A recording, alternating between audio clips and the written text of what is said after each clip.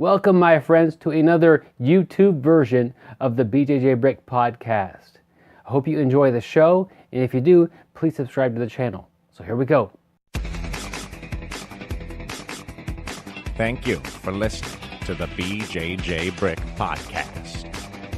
We'll be bringing you Brazilian Jiu-Jitsu and good times. We hope to flatten your Jiu-Jitsu learning curve, help you get the most out of your grappling ability, and meet your goals both on and off the mat. Welcome back, my friends, to episode 192 of the BJJ Brick podcast. My name is Byron. I'm here with my buddy Gary, and we have a great show. We have a return guest, a fan favorite, Roli Delgado, for the interview this week. Gary, what's up, my man? Nothing. I'm just chilling, illing, and getting top billing. How about you? Wow, I'm impressed by that. One thing that we have going for us is our email list, and we'd like to get you on there. And basically, we send out an email once a week, having all the show notes and all the details behind this episode every week emailed to you. Go to bjjbrick.com or our Facebook page. You type in your name and your email address, and we'll send you the show notes every week. And it's pretty simple. We haven't really done much else with it other than send out the show notes and just remind you, hey, the show's out, and we'd like you to go check it out. But yeah, that's what we're doing with our email list. They always say email list is an important thing to have for a website or an internet business. And we really haven't used ours to the full extent that we could, but we're getting one together, and we'd like you to be on that list. Yeah, Byron was thinking about sending out some, pictures of himself in compromising positions, somewhere down the road. Yeah, but, like we're not sure bottom if we're of going to do mount that yet. and side control, Kasumitami. So that's something you can look forward to in the future, maybe. But hey, speaking of Byron, Byron has an audiobook, Your First Year in BJJ, 2.5 hours of content, and it's helping you get through that first year of jiu-jitsu, which is a tough year. A lot of times people don't really know what to expect, or how to pick the right school, or they may even be nervous about entering a competition, or if it's too early to enter a competition. And this audiobook, like I said, it's 2.5 hours. It covers all those topics plus many, many more. It's really going to help you out in that first year. We have a link to it on our show notes, and the best part is, Byron, it's only $11.99. So definitely check it out. The proceeds from this audiobook go to this show and go to support this show and keep this brick afloat. Yeah, if we move the decimal place over, it'd be $119.90. And make that. Yeah, that'd be a little more expensive, but so for only $11.99, it's a really good deal. Yeah, we're really good with decimal points. Well, Gary's pretty good at that sort of thing. Yeah, I'm good at something at least. Also, speaking of decimal points and moving punctuation around, Gary has a quote of the week for us. Yep, this quote is by a dude named Anonymous. I guess must be a singer, because a lot of times they only have one name. But the quote this week: "Our greatest glory is not in never falling, but in rising every time you fall." Once again, our greatest glory is not in never falling, but in rising every time you fall. And yeah, that definitely, hits it, right on the nail. Hits the nail right on the head. It's right on the nail. I guess I'm not good at quotes. Oh, okay. You nailed that one. Yeah, definitely nailed it. Yep. Well, I don't want to hammer this quote too much, but it's one of those quotes that's similar to the, fall down 6, get up 7 type of quotes, that it's not fun when you fall and, fall or you get taken down or body slammed or whatever happens to you, but getting up. And so obviously it could be in anything, any struggle in life. It's not that you don't avoid those struggles and have, smooth sailing, but it's how many times and what you're able to do once you do get up. That is really an amazing thing. And I always say we learn from making mistakes, and I guess we could call a fall a mistake. It's like we may not have got it right. We fell, but that's the way we're going to learn. We need to make mistakes. We're going to make mistakes. If we have a great attitude, we're going to get right back up, and we're going to learn from that fall, and we're going to attack it again. And hopefully we won't make the same mistake and fall again. But we are going to fall. We're going to fall a lot of times in our career, in everything we do, in jiu-jitsu, in parenting, in our job. Byron falls a lot just riding his bike. He's not very good at that, but he keeps getting back up. And the key is get back up, attack, whatever's in front of you with, zest and go at it full force. But we need to learn every time we fall. Don't just fall. Think about, what happened. How can I get better at this? And, get right back up and get right on the horse. Yeah, well said, Gary. I think jiu-jitsu is nice in the fact that it makes us fall. If you're starting jiu-jitsu, you're going to be tapping out on a regular basis, and that's equivalent to falling or having a little failure. And if you can't handle that, you're going to be gone. But hopefully, most people like, oh yeah, I got tapped. Big deal. Let's do it again. And those little mini falls that aren't a big deal. I mean, we're just training here. It's not that to get tapped out, you shouldn't be upset or disappointed in yourself by, getting tapped. It's just part of the training process. It's like, when you're watching a child learn to walk and they fall, you don't like scold them or laugh at them and embarrass them. No, it's just part of learning how to walk. You have to fall. It's part of learning how to jiu-jitsu. You're going to get tapped out. Nobody expects you to be good at jiu-jitsu when you walk in the door, regardless of what you look like or how strong or big and tough you are. You're not going to be good at jiu-jitsu your first day. You're going to fall. And so I think that as a tool for the rest of our lives, jiu-jitsu is constantly showing us that we can get back up and do better after the fall. Yeah, I was having a talk with a local black belt about this the other day, that no matter what challenge or what task or what project I have that I have to do at work, I look at it that it's going to definitely be easier than what has happened to me on the times I've been on the mat. And, if I'm on the mat with Byron and, he's got really tough side pressure and I'm just getting grinded into the mat and having a tough time getting out, I'm getting cross-faced, I'm getting my neck twisted. I guess jiu-jitsu has just given me that power that I know I can do anything I put my mind to. And I don't think I used to be like that before jiu-jitsu. Jiu-jitsu has given me a confidence, not just on the mat, but in real life. And, sometimes I try to think, is that confidence come with age, as I've gotten older, or is it due to jiu-jitsu? And I believe a part of it is age. I think I get smarter as I get older. I've fell down more times, but I think, like you said, jiu-jitsu is a sport that's going to make us fall. That's going to put us in some bad positions. Going to make us very, very uncomfortable. And we get used to being uncomfortable and finding our way out of that position. And I just really think it has taught me a lot in life. I'm going to fall, but I'm going to get right back up. I'm going to learn from it, and I'm going to get better at it. And Gary's one cool, confident cat. But Gary, here's a little thing you're saying. Does it come with age or jiu-jitsu or both? People who are highly confident often have, like, real confident, not the fake confident that they put on the air of. Like, really, this person is a confident person. They're not faking it. They really have confidence in themselves. A lot of times, that person doesn't have a very good memory. So also with your age, you're going to start dropping that memory. I know you're into that category already as far as your aging process, but the less that you remember how things went poorly, the less that you remember of your mistakes, the more confident you get. It's a natural cycle, Gary. So yes, with your age and your fading memory that we're all witnessing today, you're going to become more and more confident. And this is great to have that happen to you. Yeah. Hey, Dad. How are you doing today? Hello, Dad? Is Byron? I thought I was on the phone. Oh, sorry, Byron. I forgot what I was doing. I thought I was calling my dad. Yep.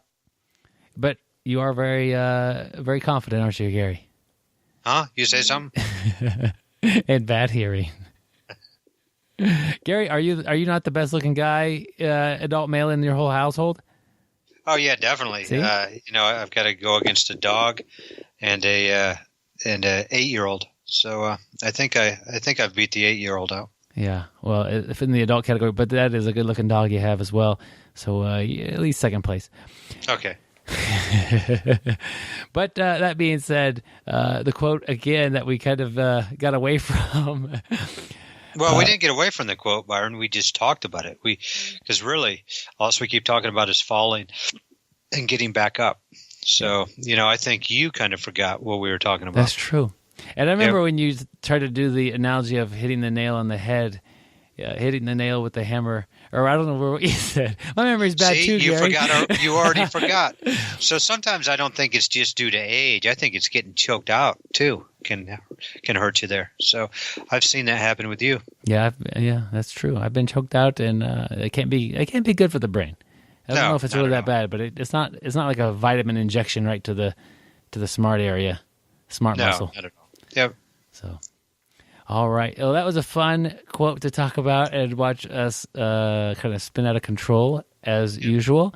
And we'd like to thank Mr. or Mrs. Anonymous who sent that in. Yep. Great as always. Those anonymous quotes. I'd like to one day invent I don't really want to do this. Get a computer virus that replaces all the words anonymous with something else, some other name, and then you would instantly have the name of some famous person that had said all these quotes, and it would be like, it'd be terrible, but it'd be kind of a funny prank. Oh, yeah. I think about that, Gary. All right. Let's get on with this week's interview. He is the most interesting grappler in the world. I tapped out Robin Hood with a bow and arrow choke. The impressive thing is that Robin Hood didn't even have a gi.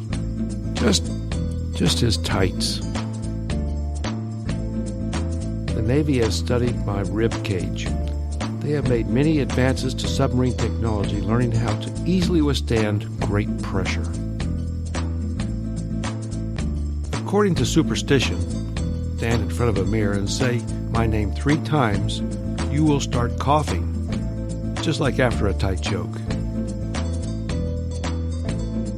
I don't always listen to podcasts, but when I do, I prefer the BJJ Brick podcast. Stay sweaty, my friends.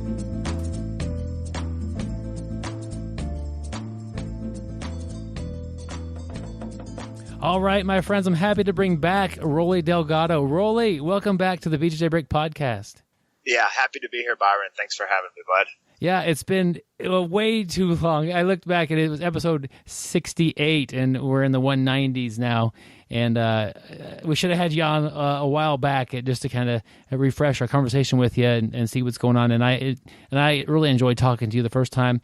Since then, I think I've attended at least 2 seminars and actually got down to your gym to train with you a little bit there as well. So we've definitely had more interaction since the first time when we hadn't even met.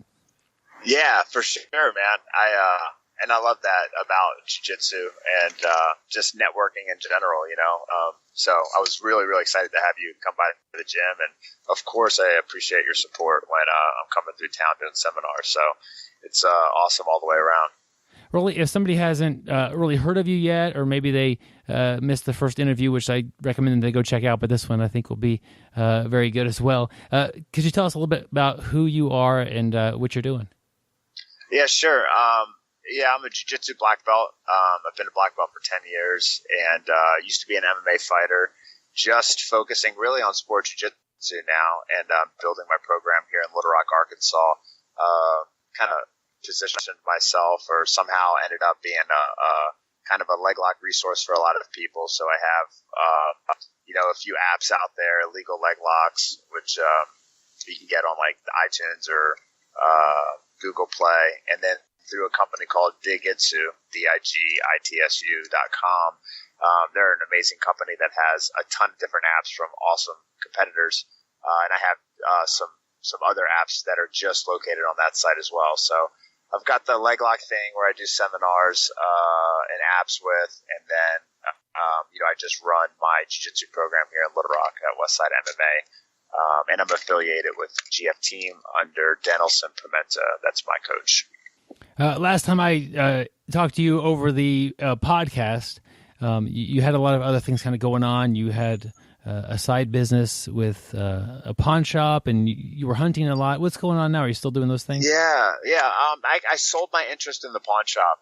Really enjoyed the business, but it was a real time suck, real brick and mortar situation. And I like to move around a lot. I love to train. I travel a bunch, and so it was really cramping me.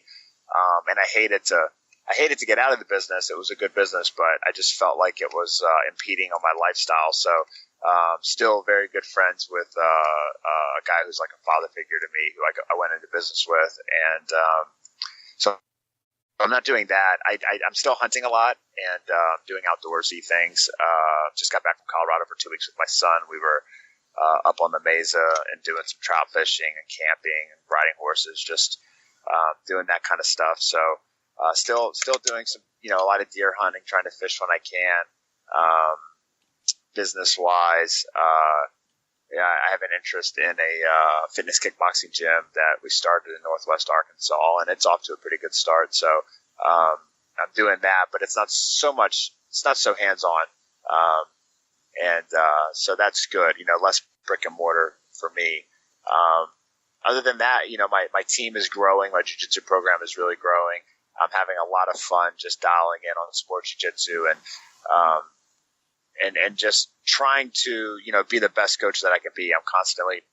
We have an incredible team, but I'm constantly assessing it and looking at, what we've been working on the last few months and what we've been neglecting. And it really takes a lot of time and energy to nurture and grow it.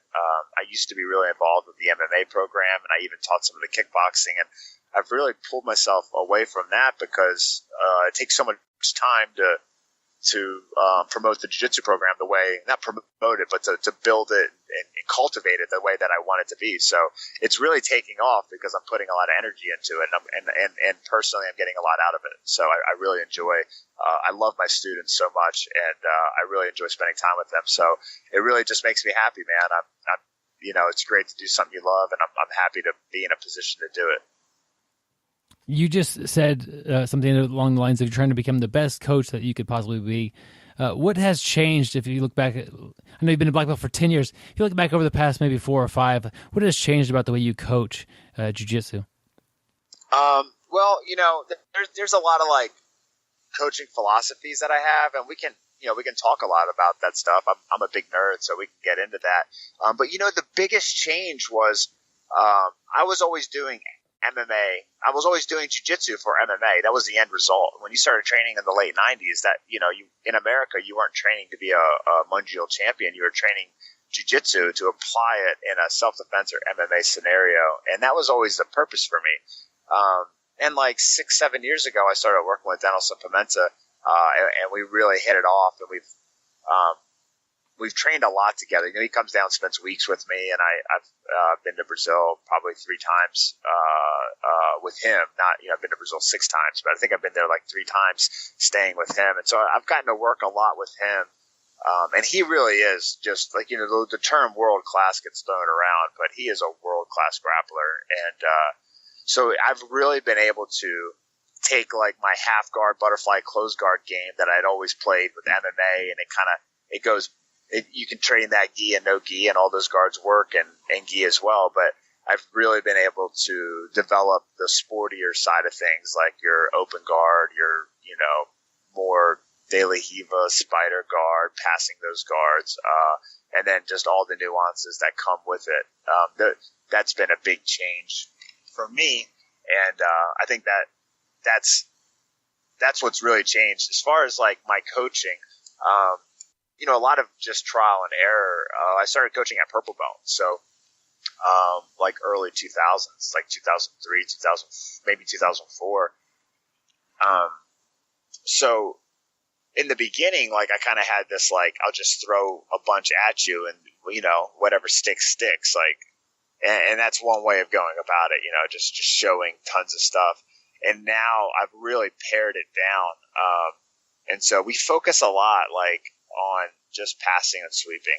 And I feel like that's the pivotal point in sport jiu-jitsu. The first person to put points on the board in general, but especially in that situation, is the one that takes control of the match. So like in wrestling, they say like the first person to get a takedown wins the match 80% of the time. I would venture to say that's even more so the case in jiu-jitsu. The first person to sweep or pass probably wins more than 80% of the time. So I focus a lot on that, and then and I've had amazing results from it. And then I noticed a lot of my grapplers weren't really strong finishers, and that's a revelation that I had recently with a great little tournament we did. So lately I've been talking about, what are we doing after we're passing? We're submitting people and trying to dial in on that. And I've gone back and been focusing on some submission scenarios and trying to cultivate that aspect of the game. So it's one of those things, like I'm my own worst critic, and I'm always trying to make things better. But it is a lot easier to go from having really good sweeps and passes and adding submissions than it is to be like a submission grappler, but you have a crappy guard and you're not so good at passing the guard. So I feel good about where we are, and we're always going to be evolving and making changes. And that's kind of my coaching style. Just, I've focused a lot on the sweeping and passing, trying to focus on the positions that you're in 80% of the time. I'm not doing group classes on worm guard and berimbolo. Those are guards, and those are types of games that are developed after class, before class, when the high ranks are together and people are experimenting or working on new things. I'm taking the fundamental positions and really trying to master the basics in my programs. And it's relative what basic is, but that's kind of my coaching style, and it continues to evolve all the time. I'm really big into the mental side of the game, so I talk a lot with my students about their mentality and going into the matches. And I asked you a question about what you've learned with coaching, and when I ask it, I was thinking about like what you're showing at class and basically what you've answered. But as you're answering it, you're talking about other things as far as the mental side of jiu-jitsu and these things.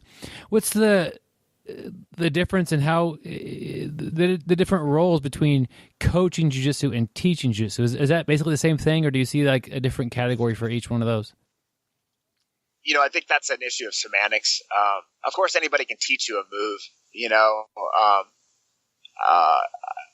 but like my role as a coach is to give you what you need in the realms of jiu-jitsu. So I don't try to take somebody who's, doesn't know their place on the mat yet. I don't try to push them into being a competitor. I just try to make them feel comfortable, and I try to give them, positive feedback, and so they can develop real confidence on things that they're actually doing well. And then I have people that are amazing competitors, but maybe they're falling short in tournaments. And so not amazing competitors, but amazing at jiu-jitsu, especially in the gym. And they're falling short in tournaments. And so, I'm not teaching them at this point. I'm coaching them as far as my definitions of the word. And so my involvement as a coach is really, paying attention to what's going on with them. Like I have a really talented guy. He's a blue belt, and he's a killer. He's a bit of a spaz at times, but he's a natural. And I've seen him tournaments, and I always started putting him in advanced divisions because I wanted him to grapple like the best guys because he's that good. And then I would see him like fade in the middle of the matches and kind of just break down and mentally quit. And I thought it was because he was getting tired. That's normally what happens. But I sat down and talked with him about it, and that wasn't the case. It was just he wasn't ready. He didn't know how to process when his A game wasn't working. Like this is what I do, and I go for the submission, or this is what I do, and I pass the guard. And then when he was getting resistance, like he didn't know how to process that, and that's what was. He would get frustrated, and then he would more or less mentally like quit. And so that was good. That's actually an easier thing for me to fix as a coach. And so I helped like have a paradigm shift with them and just explain to him, look, like you're not always going to finish the guy. And if the guy's defending your pass or your sweep or your submission, like you have to have that shift of, okay, like this guy's tough. Like I may not finish him. I'm going to have to beat him. And so now your focus is like, I'm going to outwork him and I'm going to wear him down with my movement and my pressure. And at the end of the match, if I'm the one moving forward, even if the score is tied, then I'm more likely, going to get my hand raised at the end.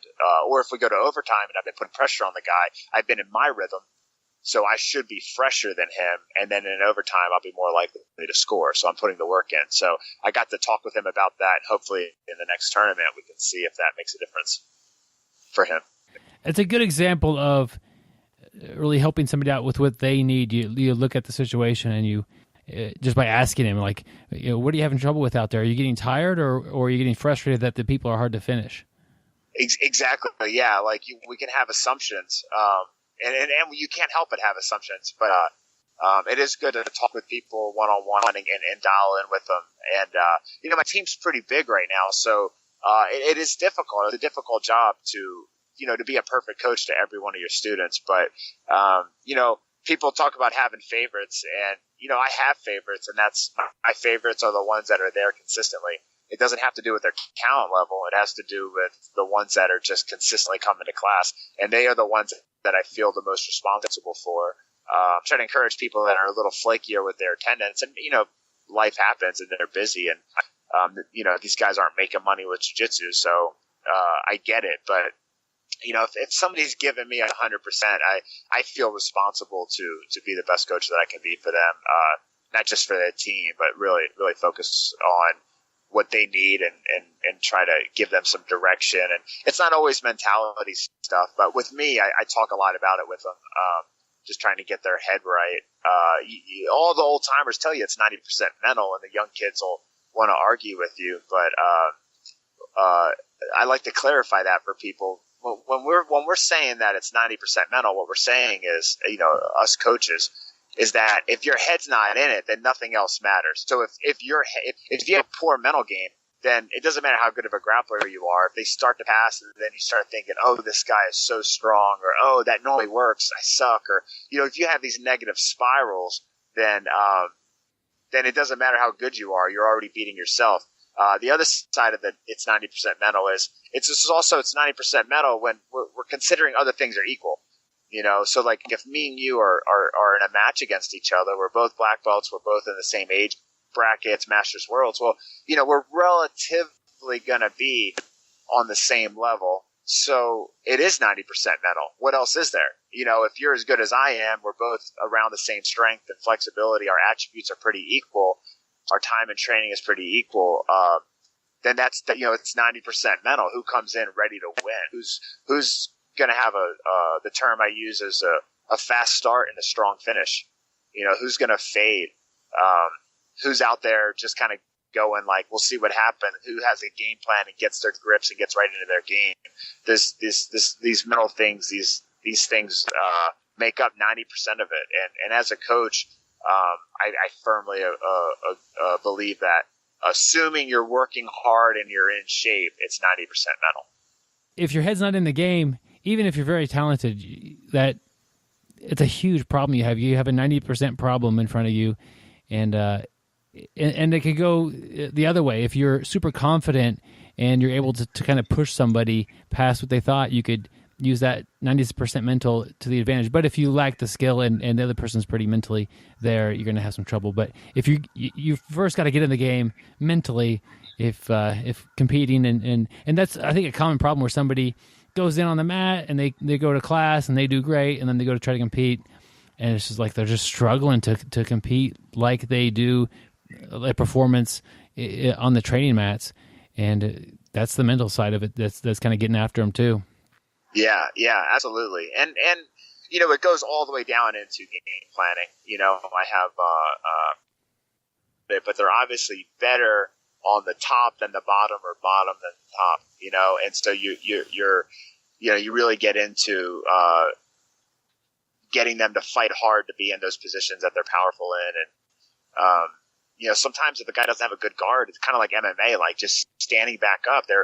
They might be more likely to get a takedown, or if the other guy pulls past their guard, they would be back. So you kind of have to give them a game plan, but then like you have to build them up mentally where it's like they're not beating themselves up when they get put on their back. Like that's going to happen, and the failure's not fatal kind of thing. Because what happens is, you get points scored on you or something bad goes happen, and you create this negative spiral where you get down on yourself, and then it's just so hard to climb back out of that. Like once you're in a spiral like that, you have to be lucky, and maybe the other guy's just totally out of shape to come out of that. He has to break or something. So I really try to develop that mental toughness in my guys, and and that's a big thing that I know that separates me from a lot of coaches out there, is that I'm really in tune with that aspect of the game, and that comes just from years of fighting MMA, being on larger stages and stuff. I've got a lot of experience battling my own problems with confidence that has made me a better coach.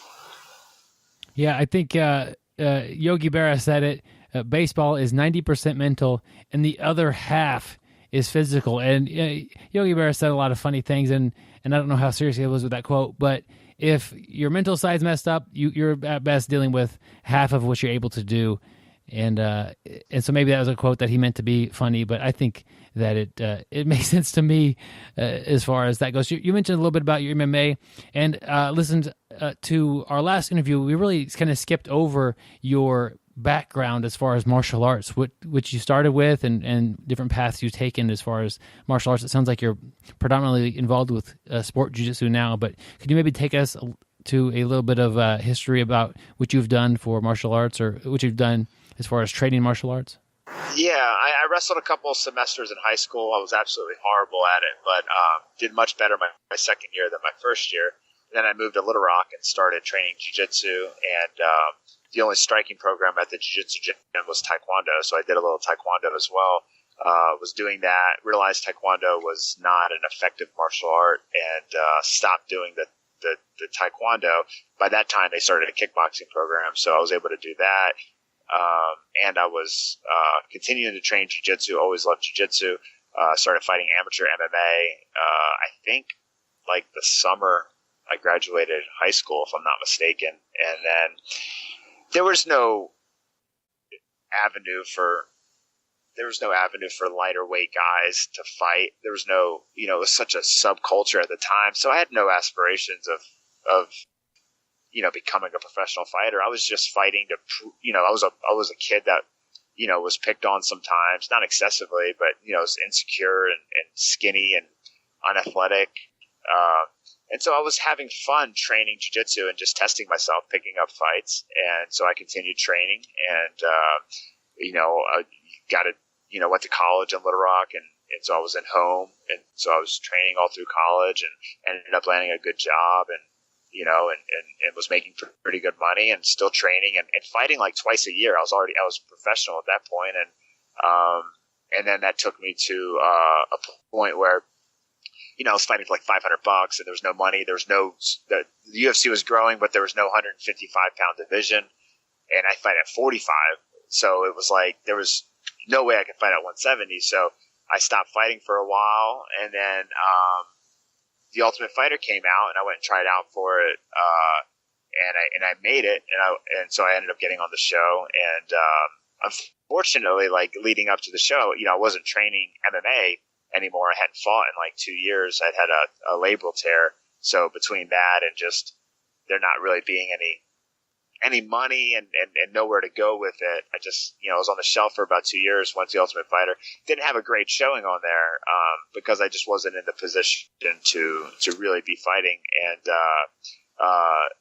luckily, they brought everybody back to fight, and I won my fight when the season was over, which was my first fight in the UFC, which was awesome. And I ended up having 2 more fights in the UFC. I lost the next 2.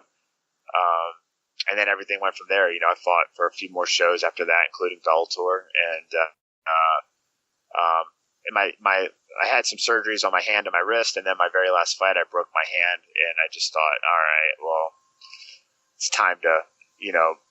time to make some money. And I think I've being realistic with my capabilities as a fighter. It's probably a good time to stop fighting for peanuts, and that's when I started, focusing on my business, and I started the pawn shop and started doing other things. So it's kind of a snapshot of my martial arts journey. We have a few questions from some listeners here. Mislav wanted me to ask about your experience with The Ultimate Fighter. What was I couldn't imagine living in a big house with a bunch of young guys who are all trying to fight each other and make it competitively and make a career out of this. It seems like a kind of an odd situation where the social dynamics are kind of trouble. Did you get much as far as I'm always, when I do watch the show, I don't watch it every season, but when I watch it, I try to, are people actually learning things? Are they getting better? Did you go in there and like feel like at the end of the experience you were better at MMA from your training there? Yeah, that's a great question and a good observation. As far as the training is concerned, I didn't get a lot of training off of the show. I lost pretty early on, so I had a great coaching staff, so I would just pick the brains of like Amari Batechi and this guy Al, and which I would pick their brains, but as far as just like getting better, I think the one thing that I really was ahead of the curve on because of that show was like the cage work. Kenny Johnson was a wrestling coach for us, and he taught like a really good cage defense, like tactics or whatever. And that really was awesome because when I came back home, I could teach all my fighters that stuff. And it wasn't really something that was well known on like how to operate against the fence. So I learned that aspect. But as far as like boxing and jiu-jitsu or MMA in general, it was just a lot of working out, and there's no time to teach and develop skills in 6 weeks. People fighting every week. It was I didn't really like get better per se, with the exception of I had zero experience with like cage work, and then I had a really good jump start on it because of Kenny Johnson being on the coaching staff. And then as far as the house was concerned, I didn't have a good experience in the house just because, I was a bit older than most of the guys. There were some guys older than me. But I was already pretty established in my life, and I feel like, it just made it difficult to connect with the other guys. They were all younger, and, they weren't already into like their careers or anything. They were literally just like young fighters trying to make it. And I really had a lot of problems just connecting with them, finding common ground and stuff. For them, it's 6 weeks in a house, not having to work, whatever jobs they had, not having to buy groceries. Your groceries are bought for you, whatever you want. Like, it's a sweet gig. But for me, I was very comfortable already. I had my own business, I was already in my house, and, I live a good life. If I want to go eat a steak, I just go to the restaurant and buy a steak. And that freedom that, that being taken away and then being stuck in a house with, I'm a dork, man. I love to talk about interesting things and business, philosophy, and, politics to a degree, religion. I don't care. And I wasn't able to really do any of that, so it just kind of in there, and it wasn't, I didn't have a good time, in the house, but it opened up so many doors for me, and I definitely don't regret doing it. And I'm really thankful that I had a unique opportunity to see what that's like, and to be on a reality show, and then that's why I was in the UFC. There's tons of fighters that deserve to be there more than I was, but for half the people in the UFC, it was being at the right place at the right time, and that includes me. Yeah, that's pretty much that. You were given an opportunity, and you were in a position where you could jump on it, and that's a lot of life, is kind of just being ready for the opportunity and taking it if it presents itself, and still being able to go forward and have a good game plan if that opportunity doesn't present itself. I just the dynamics of a house like that, young people, competitive. I think about even at my job, I'm a firefighter, and some days we'll have like big tests where we have to do big training, and it's kind of a competitive thing. The day that's happening is people are different. They're nervous. You could tell they're a little bit worried about, they want to do a good job, and it's like, loosen up a little bit. We can still have fun and enjoy each other's company, but some people just can't get kind of, I don't know, their nerves and their self-doubt maybe kind of manifest into like a little bit of offense sometimes, and it and then of course with a bunch of guys in a house that are all competing for the same exact thing, that does seem like a weird environment. Do you watch the show now anymore? No, I don't. I watch about half the UFCs that come out, and I haven't watched. I've maybe seen 3 episodes of all the Ultimate Fighter since my season. Just if they're randomly on, I may watch it for a little bit. But I love to watch. If it, I'm guys like us were in martial arts. So if it was a show where they were actually like showing just working out and then the fights, like I would watch every show. But the build up for it and the commercials, and I just it doesn't do anything for me. Yeah. So I don't watch it, but I don't watch a lot of TV in general. I work late, so by the time I get home, I'm just trying to wind down. So I miss a lot of the shows. Yeah, and I just don't do a lot of TV. I'm not above it by any means. There are some shows that I watch that I really like, but I don't do a lot of it. It's hard to sit down in front of a TV for very long for me as well. I mean, it's just hard to do that. But I think you're right, and maybe I'm remembering wrong. But the Ultimate Fighter show, they showed more of the actual training, and I felt like I was learning a little bit of stuff. And exactly. And anymore, it's more. I mean, and I understand why they're trying to build names and fighters and something that's marketable. They're playing to the market. The average. We are not the market. The UFC can't sustain on people like you and me. So the drama has to be there, and it's business, it's capitalism. I get it, and I'm with it. But what happens is, like the base that built it kind of gets away from it. It's like that with jiu-jitsu to a degree. A lot of the old school black belts, man, they're like, the IBJJF makes all these rules and everybody kind of follows them. But some of these black belts, they were black belts before there even was an IBJJF. And they're like, you don't want me to reap the knee? Like, who are you to, you know what I mean? I'm going to teach my jiu-jitsu.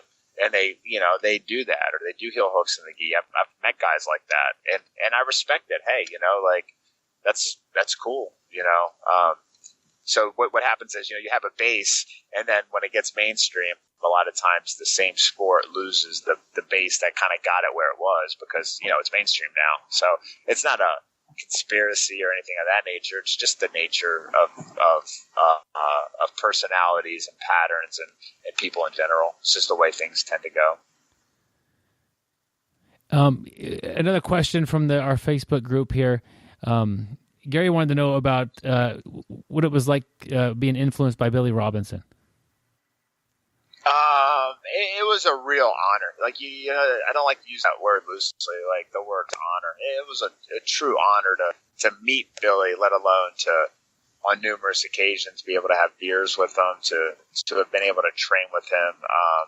The understanding, one fundamental that he really drilled into me and was a big breakthrough for my straight ankle lock game was just power sources, really getting that foot on the hip, and understanding that,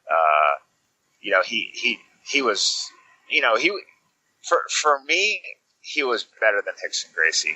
For me, he was, as far as grappling was concerned, he was like a god. And, it was unfortunate that his body was so far gone that, it was really difficult for him to teach and stuff, but he had an answer for every question that you could come up with. And his answer was oftentimes so different than what you thought it was going to be. He came at it from a old school wrestling perspective, catch wrestling perspective, and it was really neat. I asked him about, when people kind of invert when you're trying to pass their guard, and their butts in the air and they're giving the back for a moment and then their back, like, how would you deal with that, And he said he would pick them up and suplex them. He would grab one arm around their waist and one arm between their legs, and he'd pick them up and slam them. And I thought, man, that's a hell of an answer. Like, we're doing jiu-jitsu in a bubble, of the current rules. But you look at like an EBI or what, some of these other platforms now, and you go like, that's a legit situation. They're upside down in the air for a moment. You can grab them and slam them, and that'll change things a little bit. Maybe someone who has a really good guard, it might be worth the energy to do that. So, not totally applicable to my sport jiu-jitsu program, but I'm just giving an example of how he would answer questions in a way that you wouldn't expect. And he was just so knowledgeable. It was like, rest in peace to Billy Robinson, man.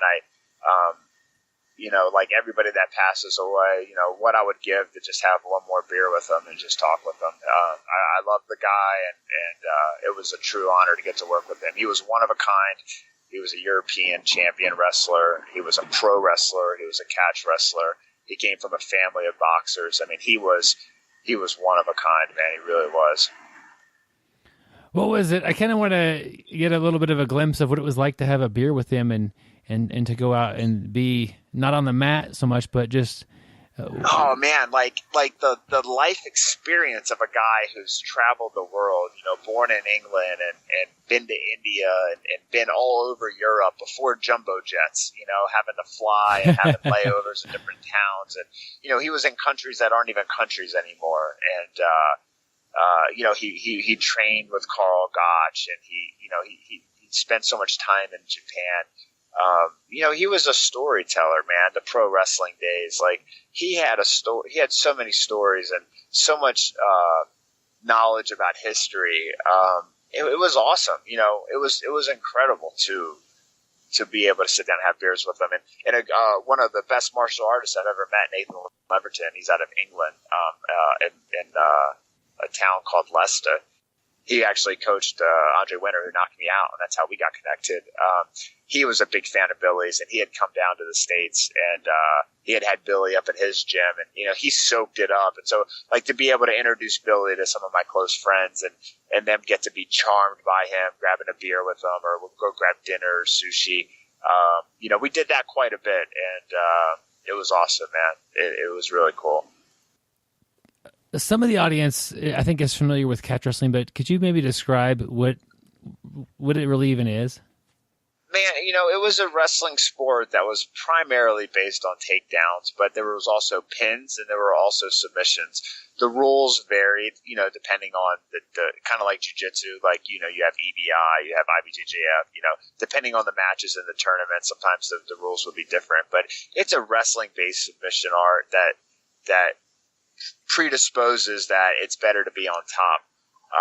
And the things that you see in catch wrestling are pretty much what you see in grappling and MMA.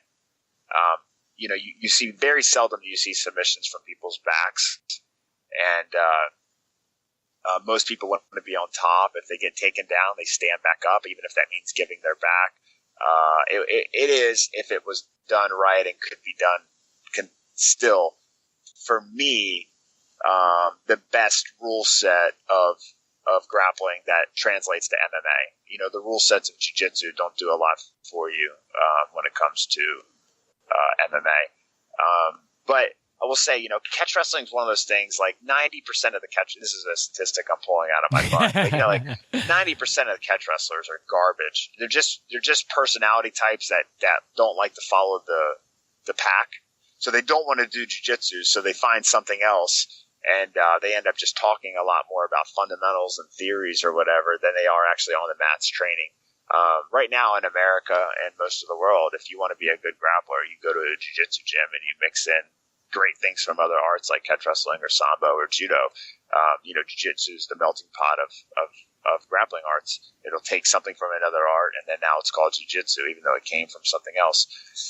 But with catch wrestling, with the exceptions of Josh Barnett and Eric Paulson, who really, aren't pure catch wrestlers, but they're amazing, and I have so much respect for them. Outside of those guys, like Gene LaBelle, Gokar, my coach Max Bishop, outside of a few guys, like fundamentally catch wrestling done.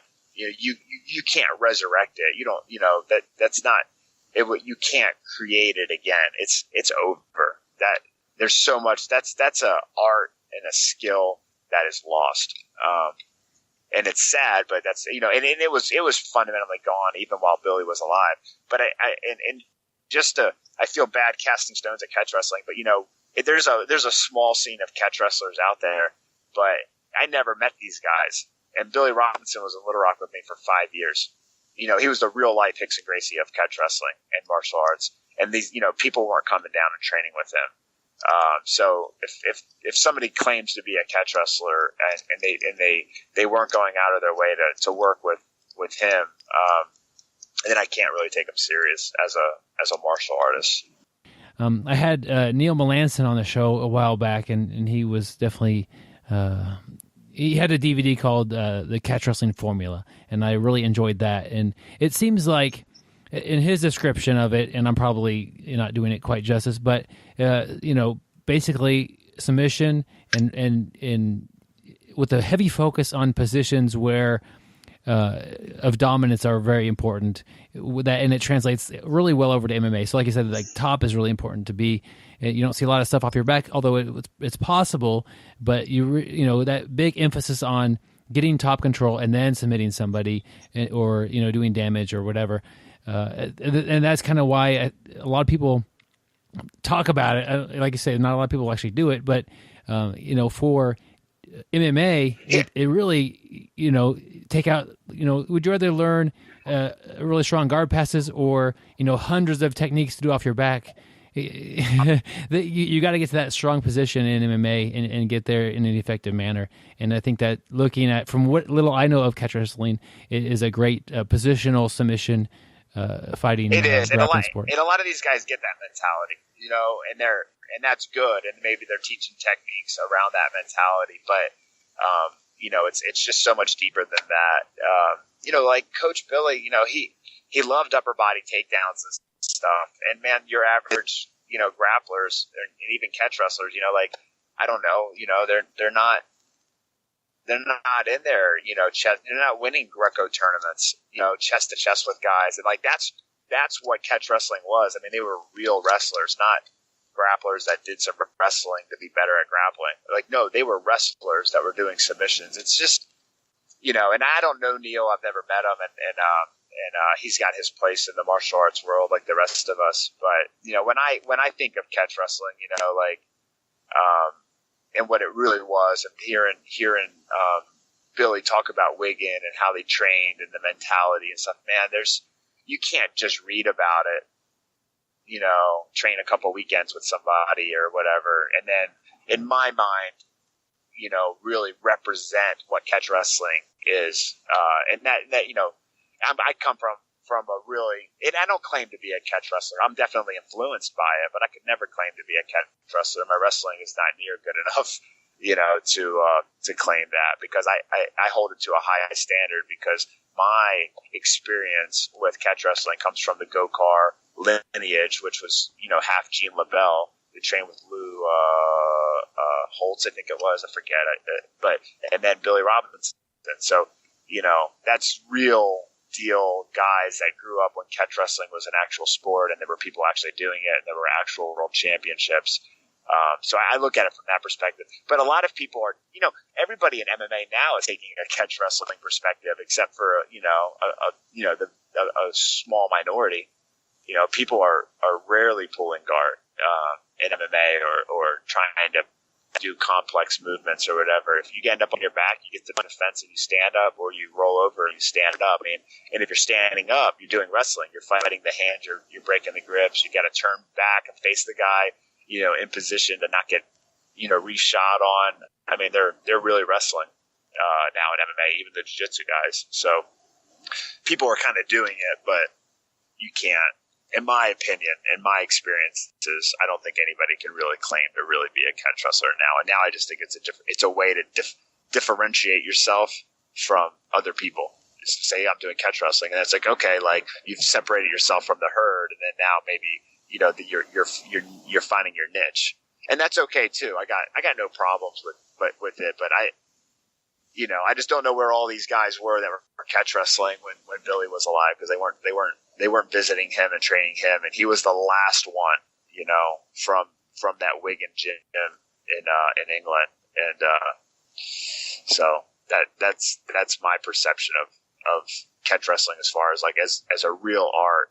I think Josh Barnett spent some real time with Billy, and I think Sakuraba had, and I know Eric Paulson had spent some time with them, but outside of those guys, I don't know how anybody else can have a real connection to it.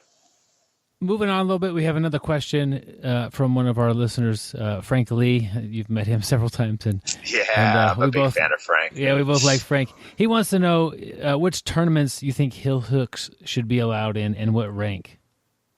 I don't know if he meant tournaments. I think they should be allowed in every tournament.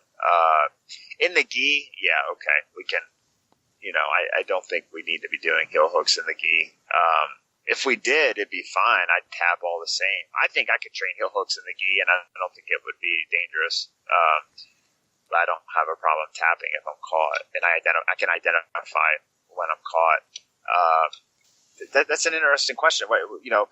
It just depends on who you're dealing with. If you've got, if majority of the world's not doing leg locks, you don't need beginners doing leg locks, because then, you can't promote the sport that way. You got a bunch of guys trying to do scissor sweeps. Well, if you're a no-gi doing a scissor sweep, you're handing the guy a heel hook. So, you got one gym that's like, I don't care what everybody else is doing. I'm teaching heel hooks. And then they're doing that on day one. And then the other gyms are like building a positional foundation and they're not doing heel hooks. And then they go to the tournament and, the guy gets heel hooked right away. And he's like, I don't know what that is. I think it's just up to the tournaments to decide whether or not they want to allow them or not. Personally, I think it's a joke that people think that they're so dangerous and that reaping the knee is so dangerous.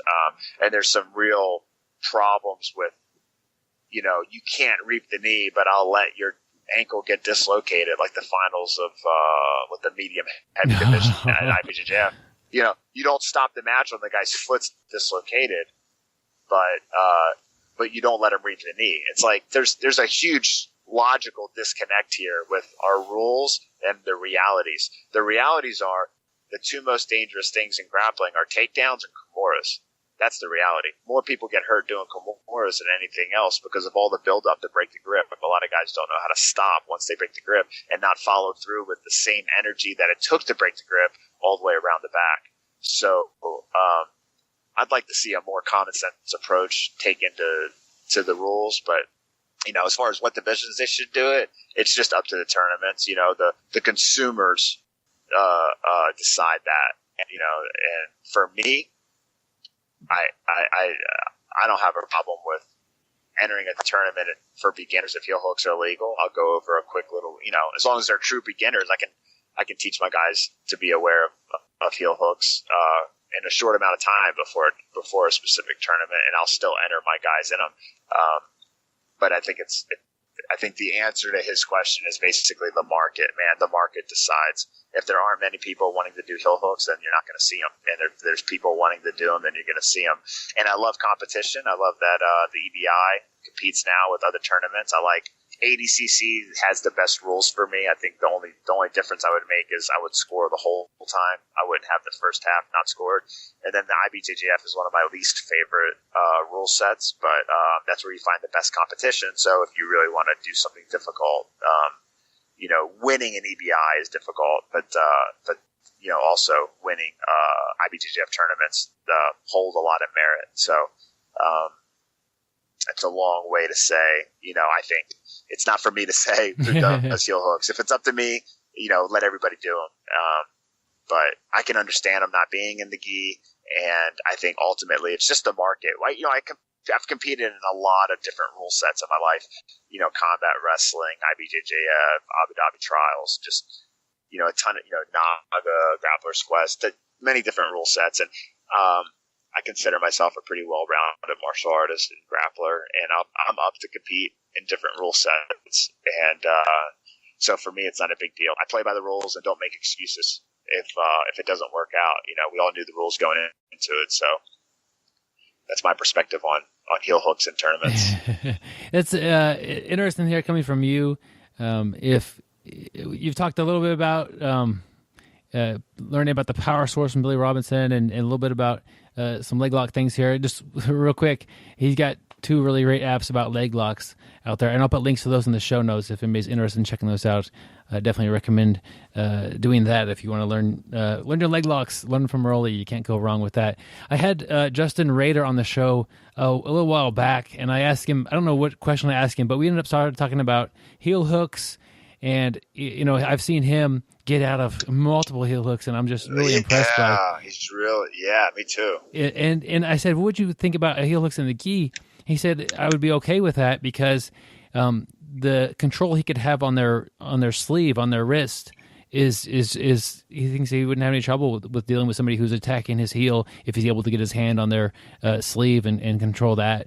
So from a technical standpoint, I really haven't messed with that, but he seems to think that he's dead on. No, he's dead on. He doesn't need, Justin Rader's an amazing grappler. He doesn't need my affirmation, but he's dead on.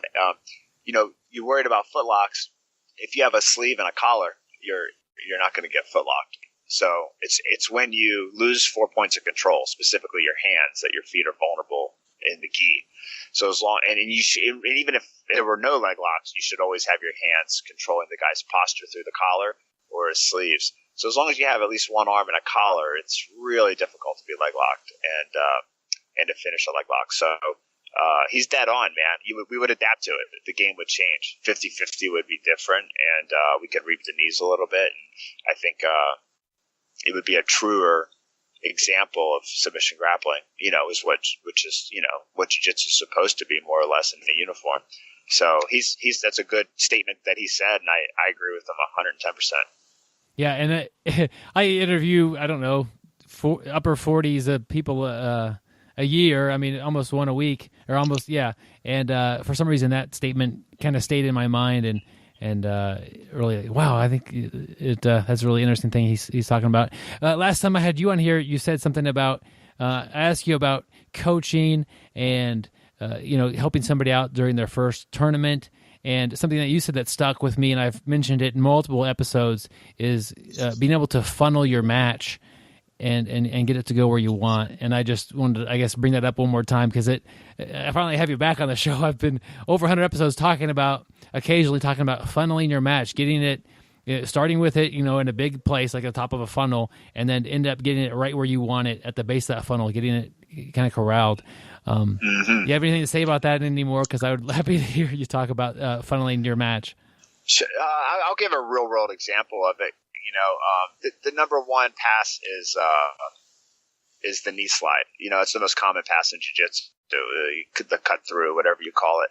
And so basically, people are defending that with a good frame, with a reverse De La Riva and a foot on the hip, or maybe a lockdown. There's a lot of ways people are dealing with that. So you just have all these objections, but so you're starting in a macro movement, like I'm in half guard, but I want to slide my knee across and finish the pass. And so basically you're just chiseling away each objection. If they have a frame, you break the grip on your collar and you break the frame away. If they're controlling your wrist, which is stopping you from grabbing their collar or getting shoulder pressure, then you circle the wrist grip and grab their wrist and try to break the grip that way. If it's, I don't know if I said reverse De La Riva, you may have to address the reverse De La Riva, but you're basically just chipping away these objections.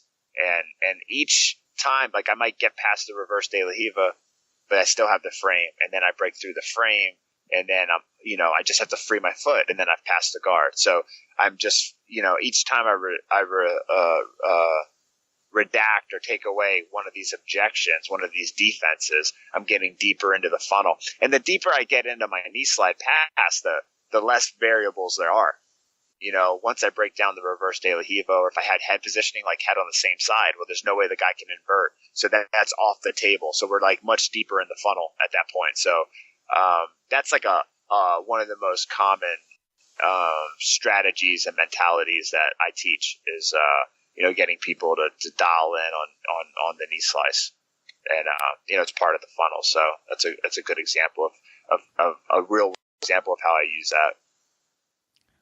That is awesome, and even it works at all levels. A very experienced person, they definitely want to keep the match well funneled into where they're at. But at the beginning levels, it really cuts down on confusion. If you are doing something that you actually know and you've experienced this past and you've done it a bunch of times, even as a new person, you won't be as confused in the match, whether if you're playing around in their type of guard or trying to, if you're put yourself in a weird situation, the odds are that you might end up getting caught with something you had no idea that was around the corner. That exactly. I mean, it's when you start looking at this stuff, it should sound like common sense, and if it sounds like common sense, then you're onto something. And I believe that game planning and putting yourself in positions of power, strong positions, is the way to go. I mean, sport jiu-jitsu is for most people, sport jiu-jitsu is a sport of specialty positions. You have guys that play half guard exclusively, like Lucas Lecce or Jake McKenzie. You have closed guard specialists like Roger Gracie, Hillary Williams when she was competing. You have guys that have an amazing lapel guard, of course, like Keenan. So It's just, you let these guys get into their game, into their specialty position, and they're going to steal the match from you. So that's taking the match where, that's game planning. That's going where you're strong.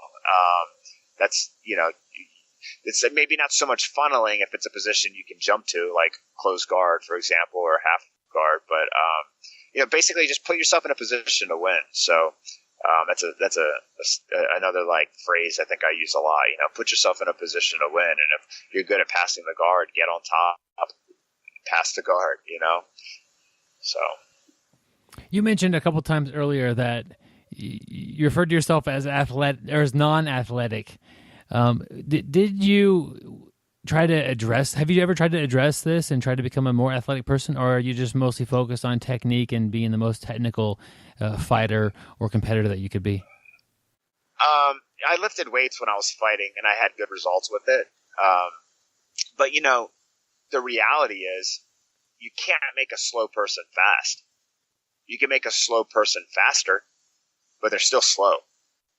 And if I have a really low vertical, I could increase it a little bit, but there's just no physical way I could have a 40-inch vertical. The strongest people that I grapple with, the absolute strongest people don't lift weights. And the guys that lift weights are pretty strong, but they lift all the time, and they're not near as strong as these guys that are naturally strong. So I don't want to spend a bunch of energy and a bunch of my time trying to be an athlete. If you give me the option of doing some cardio and lifting weights and rolling, I'll just scratch the cardio and weights, and I'll just roll 3 times as much. And I'm no Marcelo Garcia. He has that same mindset, but I think, your time needs to be spent in your sport. And if I want to get stronger, I'll just hold the grips as hard as I can and develop better grips by just constantly pushing my grip to the max. And sometimes somebody breaks a grip and I just decide to let it go because I don't want to invest in it. I don't want to invest that energy, or maybe more often than not, I don't want my fingers to get broken when they break the grip. But if I'm trying to get stronger, then I'm just grabbing stronger. I'm committing to my squeeze more and developing in jiu-jitsu, I'm not very unathletic, in the movements that I put all that time in. But if you just watch me run down the street or something, you'd be like, oh yeah, wow. I'm a walking testament to what jiu-jitsu can do for somebody. But, so to answer your question, yeah, I did the right thing. I lifted weights. I did Tabatas. I had a fantastic coach. I got a lot stronger when I was lifting weights, and I do know that lifting weights will make you stronger, and it's great recovery for you. But I'm no longer trying to be the best MMA fighter that I am. I love jiu-jitsu, and I just train jiu-jitsu. My gym is so competitive. And most of the time they're there. There's so many tough guys in my gym to roll with right now. That I can roll as hard as I can with as many people as I can, and my body will give out before I get to everybody. There's just, on a good night, there's just nowhere to run. There's just so many tough guys. And I feel like, if I did 8 rounds and I wanted to do 10, but I could only do 8, well, then I'll keep doing 8. And then that's how I'll get to 9 and get to 10, not by going and doing something else and then hoping that it translates to the mat. To try to process what you just said, spending the maximum amount of time on the mat is where you want to spend your time and energy. That also will help develop your mat strength. But in somebody else's situation where they could get to class twice a week or 3 times a week, it's better to go lift weights or do other sort of training other than sit on the couch and watch The Ultimate Fighter or do something like that. I agree with that 100%. Because it does get you results, but it's not going to have... the better use of your time, if you can go do jiu-jitsu, is to go to do jiu-jitsu with the mat. And you're talking about having all these great people on the mat that are really good at jiu-jitsu. I'm remembering the few months back when I was there and Wes was just kicking my butt. I was having a good time rolling with him and you and a handful of others as well. Yeah, Wes is awesome. He's really on the rise. I truly believe in him, and I hope and I think that he has a legit chance of winning Masters Worlds this year at brown belt. So Wes is awesome. He moved to Little Rock to train full time, which is really cool. He used to live like 2 hours away.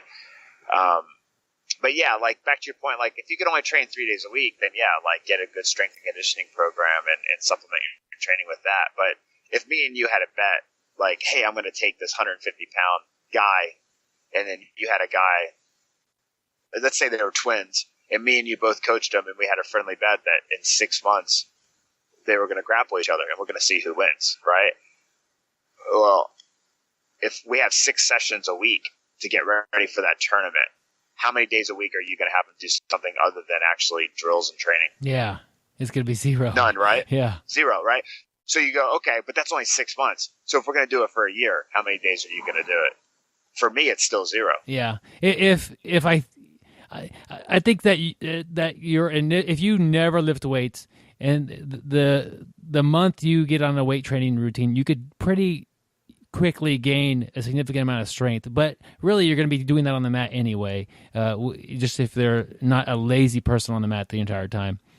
Yeah. And don't get me wrong, I had great results with lifting weights, and I do believe that it's therapeutic for your body, and it's a great way to push yourself. But part of you definitely get stronger doing it. But a big part of your boost in weights after a month is you're just learning the technique of the lift. You know, your body's like waking up to the lift. Yeah. So, you know, it's a little artificial because I got way strong fast because the strength and conditioning program I was on was fantastic. And I do want to lift more because my body, you know, I'm at a point now where it's like, you know, I can't do 8 rounds every single day. It's not in the cards for me. Not in my gym. It's not. I just can't do it. So I should be lifting weights, but I have a tough time motivating myself to do it. My personality just doesn't really enjoy picking up heavy things and putting them back down. But I you know, everything I've said, it may sound like I'm a real bear on weightlifting. I'm not. Just the realities are, you know, I'm not throwing my guys out of the gym to go lift weights. I'm telling them to get in the gym and roll and drill and focus on specific things and develop different areas of their games and whatnot. Yeah, and that's one of the joys of jiu-jitsu is that it is fun.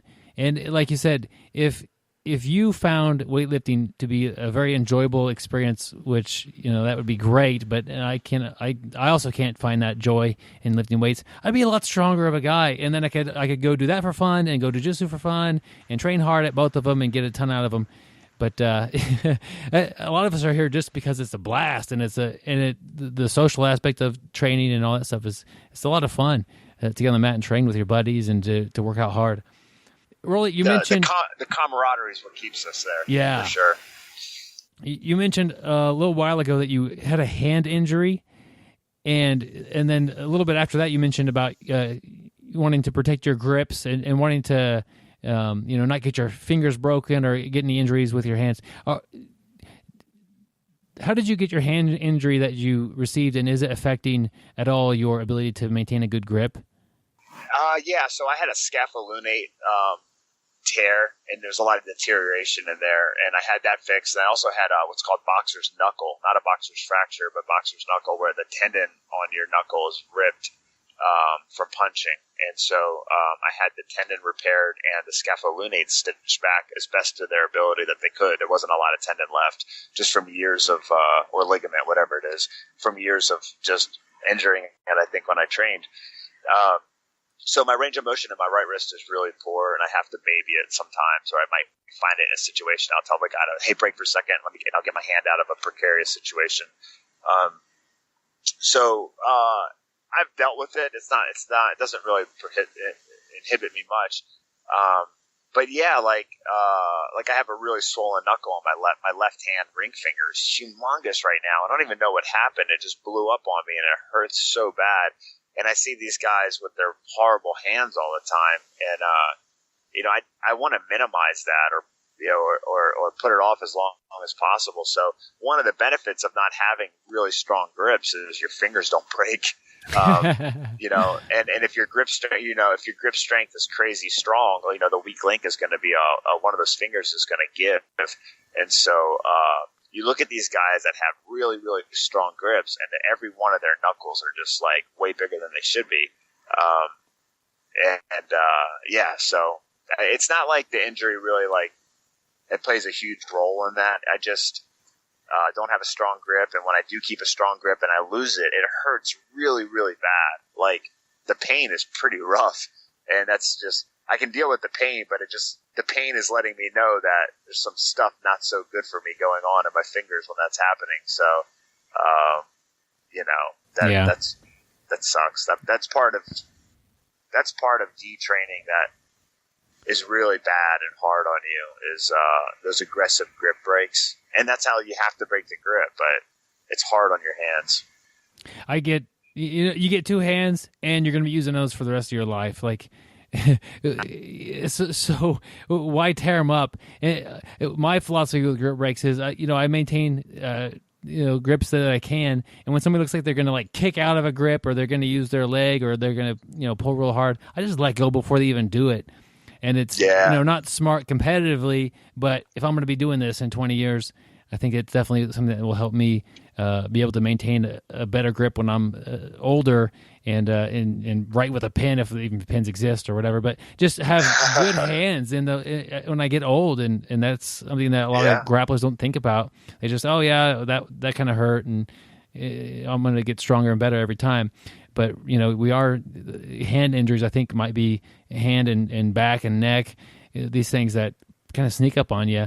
And, when you're old, you might be thinking, I wish I didn't do so much of this while I was grappling. Because, I think a guy who's going to submit me will submit me regardless of if he can break my grip easily or not. And a guy who can't, my grip is going to not. To me, I don't play the type of game where my grip is the deciding factor, I guess. Yeah. There's levels to this, and we're not world-class grapplers, and we're not competing. I'm not anyway. You're far above me, Roli. No, man, but I'm far from world-class, and I'm not counting on a match so that I can feed my family, or to I'm scared I'll lose my sponsorship or something. That none of that is a factor for me. So I have to respect my body a lot more now. But I knew when I was fighting MMA that I was going to pay for a lot of that hard work and training, and I'm still okay with it. It's just everybody's different. You have to ask yourself, is the squeeze worth the juice? And I read a quote the other day. Man, I like it so much. It said, we either rust out or we wear out, and I prefer to wear out. And it's kind of, there's a balance to everything, and I'm with you. If I feel like someone's about to break my grip, I'll let it go and transition to something else, because I don't want my hand to be blown out because of it, or my, to lose a knuckle or whatever. But when it does happen, I don't beat myself up or the other person, because I'm choosing to play this game and live my life this way, and I accept the consequences that come with it. I accept the fact that I might get really injured sometime on the mat. It could happen, and but I accept it. But I'm definitely like you, and I'm trying to find that balance.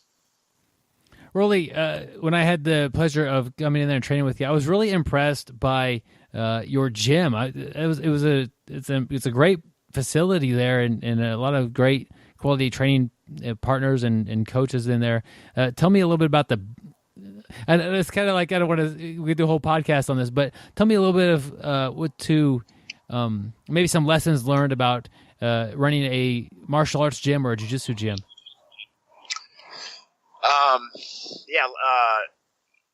Is that too big of a question? It's not. It's just like you can pare it down if you want, but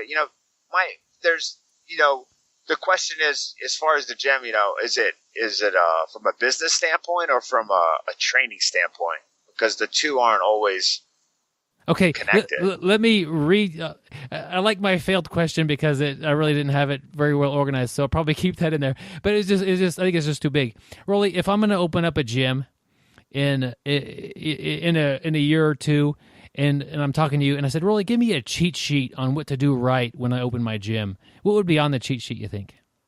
Yeah, I would have a limited schedule. People tend to train when you tell them to train, and you kill yourself teaching 1 million classes a week. So have a limited schedule. I mean, give good options, but don't wear yourself out just trying to offer everything all the time. And then I would suggest, having, 2 to 3 income revenue streams. So, the fitness market is an easy one that almost every gym has. They have some form of a kickboxing program, and these people aren't trying to fight glory. So, it's a fitness kickboxing market. So I would recommend to do that. Brazilian Jiu-Jitsu, you're never going to sign 20, 30 people or 30 adults up doing Jiu-Jitsu a month. But the ones you do sign up, you have a really good opportunity and chance to keep them. So, like, my jiu-jitsu program has grown a ton. It still doesn't bring in the same income that kickboxing does, but it does do really well for the gym. But you can count on it. I don't have the drop off that kickboxing does. And then, of course, kids are the third piece of the pie. So you have like adult jiu-jitsu, you have fitness kickboxing, and then a kids program. So stick to the KISS method. Don't abuse people, don't nickel and dime them. Create a great service, and if you don't love teaching, then don't open a gym, because you're going to spend a lot of time, and you're going to keep your students with how you coach them and how you interact with them. So make sure it's what you really want to do. There's easier ways to make money, and that's where I would start with if I was telling somebody like a cheat sheet about a gym. It's easier now to open a gym than ever. You order mats online, and you get an iPad. Your billing services on your iPad. You don't even need a computer. You don't need paper. You don't have to go to the copy shop. The waiver is digital. The contract is digital. The billing service is connected to your point of sale software that you're using on your iPad, and then you have mats, and bam, you're in business. You have an iPad, so you're running ads on Facebook, Instagram, and Google. I mean, there's never been an easier time to be in the service industry. And that being said, so there's more and more competition constantly opening up. So, and that could be, I see that as a win, because it exposes more people to jiu-jitsu, and then the better places win out. That's exactly it, man. There's a joke that my students say. The joke is they all end up at Westside eventually. And so it's like a real compliment to me. But it's been true to a large degree. And but I get along with the other gyms around me. I have Matt Smith, who's a Hanato Tavares affiliate. He used to train with me back in the day. He's got a good group of students there, and that we have some other gyms around that don't really like commingle in events and stuff like seminars or whatnot, but they have good things going as well. So I feel like the rising tide raises all the ships, and don't get me wrong, it definitely helps to have the biggest and most established program when you have competition. But I wouldn't really be that intimidated if a world champion opened up in Little Rock. I don't think it would make a big difference. I might lose 2 or 3 guys, but I think people are sticking around for the bond and the camaraderie, and I think it'd be fine. When I was younger, I didn't have that insight, but more competition, I agree, it's better. Yeah, and I like what you say about the world champion, especially if the guy's kind of a jerk. He might be great at jiu-jitsu. If you can't teach it or your personality's off, the people already like you. That's why they're training there, and just picking up great jiu-jitsu is a benefit is that as well. But I think people, you should like your coach. You should like your team, and and that will, if you don't, that I guess will lead you trying to find a more happier, friendlier place, and hopefully the jiu-jitsu increases there as well. And you got the best of both worlds there at Westside MMA. Yeah, thank you, man. I'm really happy with the gym in general, and I'm happy with it as a business. It's been good to me, and I'm happy with it as, I have a girl that just won the boxing national tournament, novice division, but she's a true novice, and she won, ringside nationals, and she's won kickboxing, and she's like 5 or 6-1 in MMA, and she's at a ridiculously good brown belt, and it's like she's been with us for 7 years, and she's gotten good enough to beat specialists that are only doing one of the arts, and she's doing them all. So, I have a lot of pride and respect for my gym and my other coaches at the gym. Especially my business partner Matt. He's a great kickboxing coach, and he's a good jiu-jitsu coach as well. But he focuses more on the kickboxing and MMA stuff. I'm really proud of it, man. So I appreciate the compliment. I take it graciously. Yeah, and it definitely meant it. It was a good time to get in there and to learn and to meet everybody and just to see the environment and the team that you're building over there. Yeah, man. I love it. I'm there all the time. If I had another job and I didn't get paid there, I'd still be there teaching. That's the way to do it. Find that kind of enjoyment out of it and the rewards that you get with your students as well. Well, Roli, I've kept you quite a while. Do you have any final thoughts or anything you want to say to the audience before I let you go? No, I enjoy doing these podcasts. I like being asked questions. It makes me reflect on things differently, and I hope everybody enjoyed it. If they want to check out leg locks, I feel like I take a really good fundamental approach to how they work, and so you can look up any of my apps and check them out. But there's a lot of good resources out there for leg locks as well. So you can buy any of them. There's Roli Bodycomb is a fantastic coach and instructor, so any of his resources are really good. I haven't personally seen Josh Hayden's stuff, but he's a very good leg locker. Those are some guys that I can vouch for as far as being really good leg lock practitioners and coaches. And there's something to be said, like for the apps you've developed, that they're structured in a way that's meant to be learned. Versus if I go watch EBI or some amazing leg lock in a competition, and then I'm trying to figure out what happened there, or maybe even that person shows a 4-minute video about how to do it, and their entry is really impressive, but it's not really structured in a way that I could pick it up and run with it and make it put it into my funnel and get it to really work for me. One compliment I would give myself is that I don't ramble when I teach. It's just pretty clear, concise information at a fundamental level, and that's important. We have shorter and shorter attention spans, and some details are not paramount, and some are. So you need the differential. Some people say you have to do it this way, and it's like, no, like you don't have to do it that way. I use the knee slide, for example. If you take 10 black belts, they're going to show me how to do the knee slide, and they're going to show you no 10 will do it exactly the same. Some will have the same side collar, some will have cross collar, some will do it with the Bravo series, some will do it overhook with shoulder pressure. There's some focus on driving the knee backwards, some drive it out, some drive it up. There's so many variables to the same move. So when I coach, I try to focus on the details that are important, and then if you want to clap your hands with a gable grip, or you use your thumbs instead of not using your thumbs, or you do the fancy Jean LaBelle grip or whatever. There's some other points that are much more important than how you exactly clap your hands together. So I try to focus on what's important, and then again, always answer a question answer the question that's asked, but then also apply it to a fundamental. And that's like a good coaching tip or rule. So I try to do that. Man, I don't want to just answer your question. You know what I mean? I don't want to, no, this is the answer. No, but this is the answer. But why is it the answer? Answer that question, even though they didn't answer that. They didn't ask that question. And that is a good coaching tip right there. Yeah. Roli, how do I not get guillotined 10 times every time I roll with somebody? You show me escape for guillotine, but also show me that I'm doing some pretty big things wrong with my posture, maybe, or find something. That's a perfect analogy.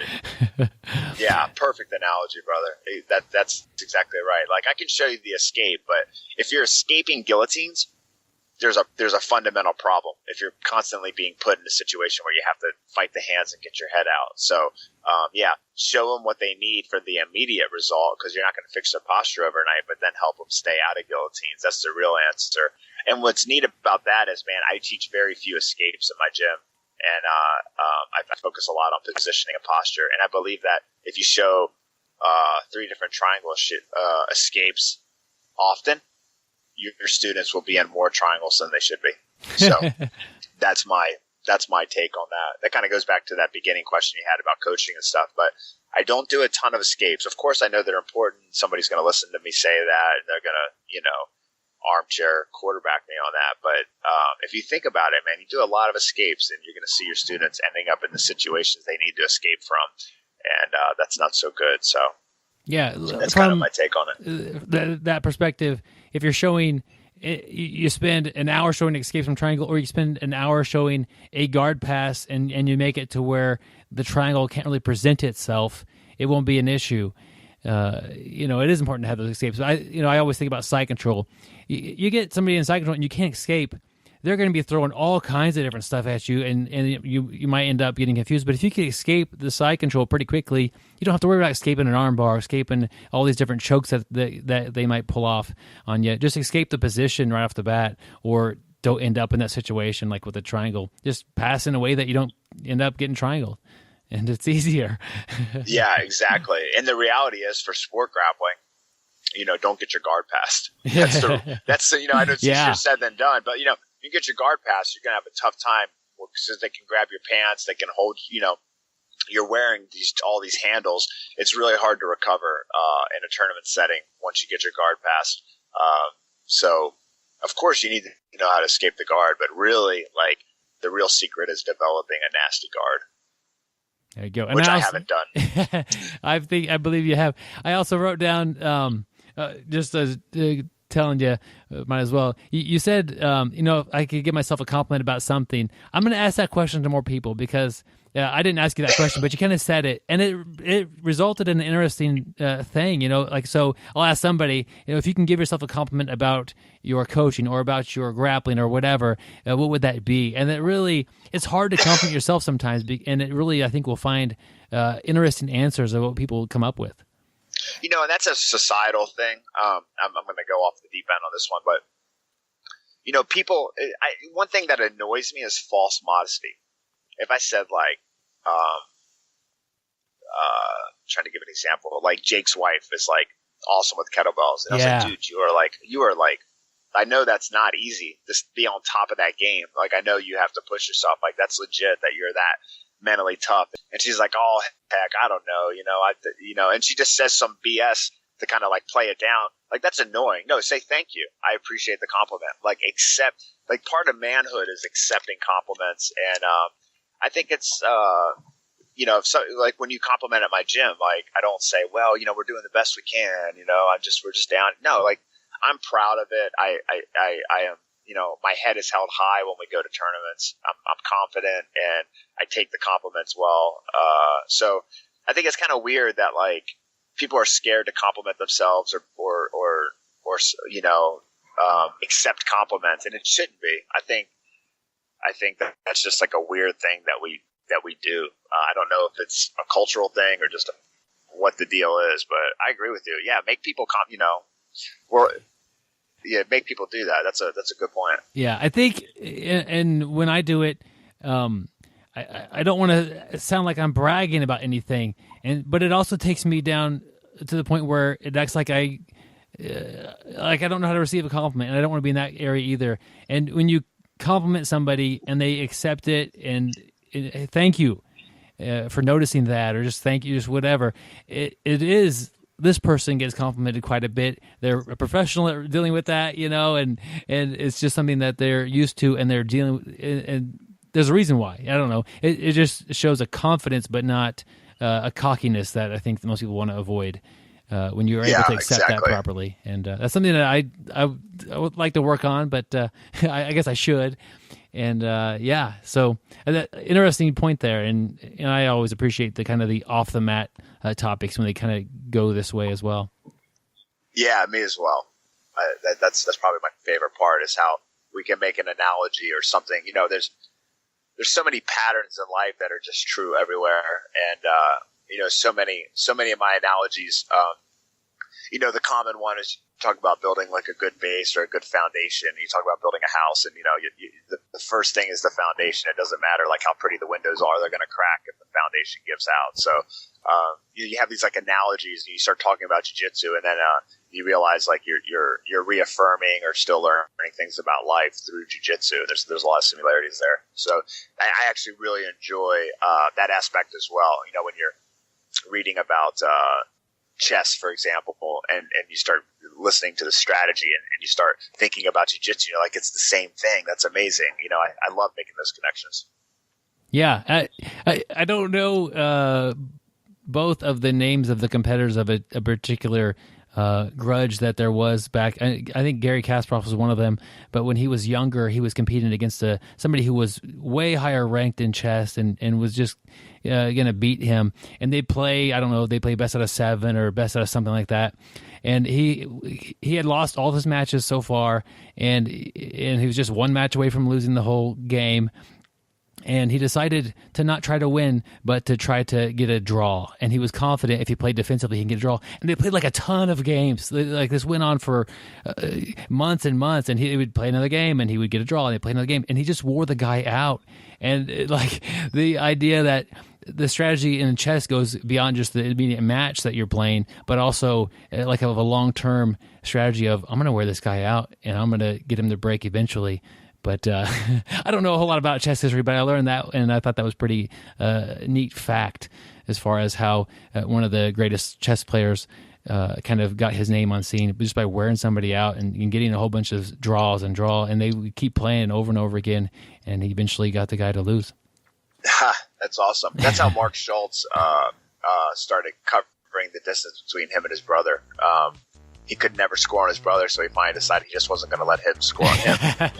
and all of a sudden, he built up a really good defense, and then out of that defense, he was able to eventually, one day score a point or 2 points, and it goes from there. So it was another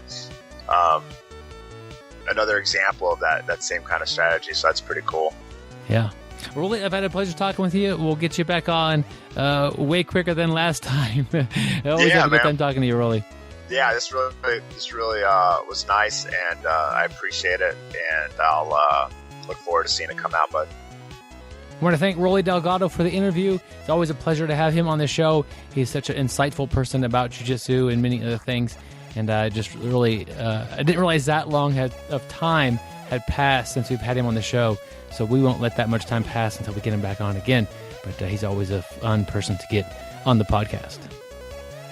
Gary, I think it is time for the article of the week. We have a past guest that wrote this article, and I'm always kind of keeping an eye on past guests, but Mark Mullen writes a lot of articles, and I just, this is one that he wrote in February of this year, and so it's not super old, but he's probably written several since that, but it's kind of a fun thing, and we want to make sure that we're not violating much of these things that he talks about today. His article is on jujitsutimes.com. 3 types of students instructors can't stand. Gary, here we go. Well, I would say 1 would be Gary, 2 would be Byron. Yeah. And I don't know about a 3rd, but I think we're probably in there. We I am guilty, and stay tuned towards the end of the article. That last category you could fit me into occasionally, but that just goes with my age. So basically, he's not trying to. This isn't a total list of all the things that instructors get bothered by, but these are 3 things that definitely could annoy an instructor. As far as you have to look at what is the instructor's goal: to teach a class, to help the students learn jiu-jitsu. Most instructors want it to be a enjoyable process. I mean, it is if you look at it like a business, which most schools are run like a business, you want to have customers, and those will be your students. You want them to have fun, and you also want them to get something out of it, and that would be jiu-jitsu and the relationships of the people that they meet and bond with on the mat, and there's a lot of things to get out of it, but one of them is definitely learning jiu-jitsu, and these things might kind of inhibit the student from actually learning the jiu-jitsu that the instructor's trying to teach. The first one is the resistor, and it's just simply a person who doesn't let the other training partner try the technique at an appropriate level. So Gary and I are brand new to jiu-jitsu, and here he goes. Gary is going to try to do the rear naked choke, so we're going to watch the instructor do it. We pair off, and all right, I get Gary. That guy smells nice. And he gets he starts off with his hooks already in, and my chin is, I'm putting my chin down and kind of gluing it to my chest, and my hands are defending, and he doesn't even know how to do this rear naked choke. But I know I don't want him under my chin, and so 5 minutes goes by. He's yet to even lock it up with the proper grip, and okay, we should switch. No, I do it, and of course, Gary may or may not do it to me. But really, the point is not to resist Gary at full strength while he's learning the technique. I always like to kind of ramp it up a little bit, give them a little resistance, but when the first exposure to the technique, or when they're trying to pick up a detail or maybe get some reps in, minimal resistance is pretty good. Let them do that. Let them feel what it feels like to do it correctly. And then a little bit of resistance, depending on what your instructor wants, is okay, but don't just fight them tooth and nail while you're training. And I don't think it's just the instructor that hates that. Also, I've been partnered up with resistors before, trying to work a technique, and it's not fun. But the best part of this is when Mark describes the resistor, and he says resist with full power and thrash on the mat like a salmon on the dock. I actually thought that was kind of funny, talking about a salmon thrashing on the dock. You always like things with animals, wounded cougar and that sort of thing. Yeah. Liger. Salmon, ligers, so I gotta like those animals. Speaking of animals, we've got a four-legged dog type was the second one. The YouTube hot dog is his second type of person people hate. And this person is the guy who does not know the basics, may not know how to do a paintbrush, may not know how to do a Kimura, doesn't know how to do a basic hip escape, doesn't know how to, shrimp. But this person, watched Keenan Cornelius and now wants to, learn the newest technique, the invisible ninja lapel guard, and basically thinks, boy, this is the missing piece of my game. If I could just learn this, oh boy, I'd be the best there is, because look at Keenan Cornelius. He's the best there is. So this is the person who just watches YouTube. You just spent a week just working on basic Kimuras. Monday, Wednesday, Friday, your instructor was just working on Kimuras from side mount, going very slow for the class, really working on all the techniques. And this guy goes home every night and, checks out Keenan Cornelius, checks out, Buchecha, and just looking for the newest, craziest, high-level technique. And doesn't want to learn the basics, comes into the next class and, wants to learn a double reverse barambola to flying triangle. And basically that is a thorn in the side for the instructor. Is it because they're worried that the student's going to be getting too advanced too quickly? Why is that a thorn in the side, Gary? What would you guess? Well, I don't think they are student getting too good too quickly. It's they are not going to have the techniques down. I mean, like you were just saying earlier, preface before we started this, talking about the resistor and the hot dog here, you were talking about, the job of an instructor is to teach jiu-jitsu. And basically, jiu-jitsu is a chain of progression. You're not going to start at the top and work your way backwards. To have a very good jiu-jitsu game, you need the basics down. That's why we have basics. And if you skip those and you go to, all these crazy moves, you are not going to have a complete game. You're going to have a hodgepodge game that has so many holes in it that, the local housing inspector will condemn your game because there's so many holes in it. So you definitely want to make sure you have the basics down, and that's why he's a thorn in the side for the instructor. There you go.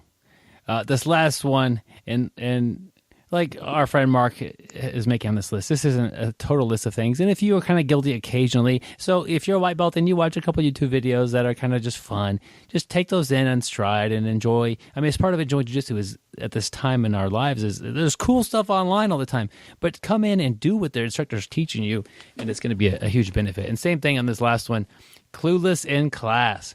So the instructor's teaching a technique and everyone's watching and you go pair off and it's like, I don't know what I'm doing here. And so the instructor comes by, you're clueless as far as the technique you're even working on and how to do it correctly, and all the details and all the stuff that he or she was telling you about are just gone. And so try to pay attention. And this is the one that I occasionally, I'll get back in the, partnered up with somebody. I'm like,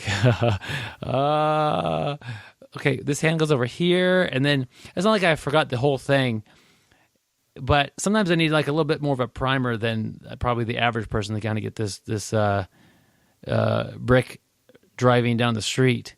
And and so, I try to partner up with people who have, good memories. I'm getting old, Gary, and sometimes my memory will fade. I feel like we've had the conversation like this a little bit earlier, but I can't remember. No, we didn't. Okay, good. That must have been somebody else I was talking to over Skype. Just take that active listening and paying attention while your instructor's teaching the technique. And it just shows, it's like a bit of respect as far as, like, if the best jiu-jitsu person in the world was showing technique live in front of you right now, would you pay attention? I would think so. I would think you'd be like glued to that. Like, oh, here we go. This is some details that I really need, and this is really going to be great. But, so if you kind of zone out while your instructor's telling you something and you just kind of are just there, looking around and seeing, oh, man, he didn't wash his gi. I'm not going to roll with that guy. This guy, look at Gary, man, he needs a haircut. All this type of thing.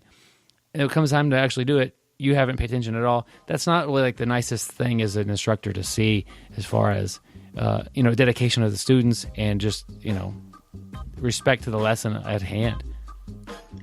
Yeah, like Byron said, the key is pay attention. We are going to forget, like Byron said, sometimes he's paid attention and he gets out there and he totally forgets, where's my hand go, this and that. But so in that situation too, just because Mark put this in there, he's not saying don't be afraid to ask a question.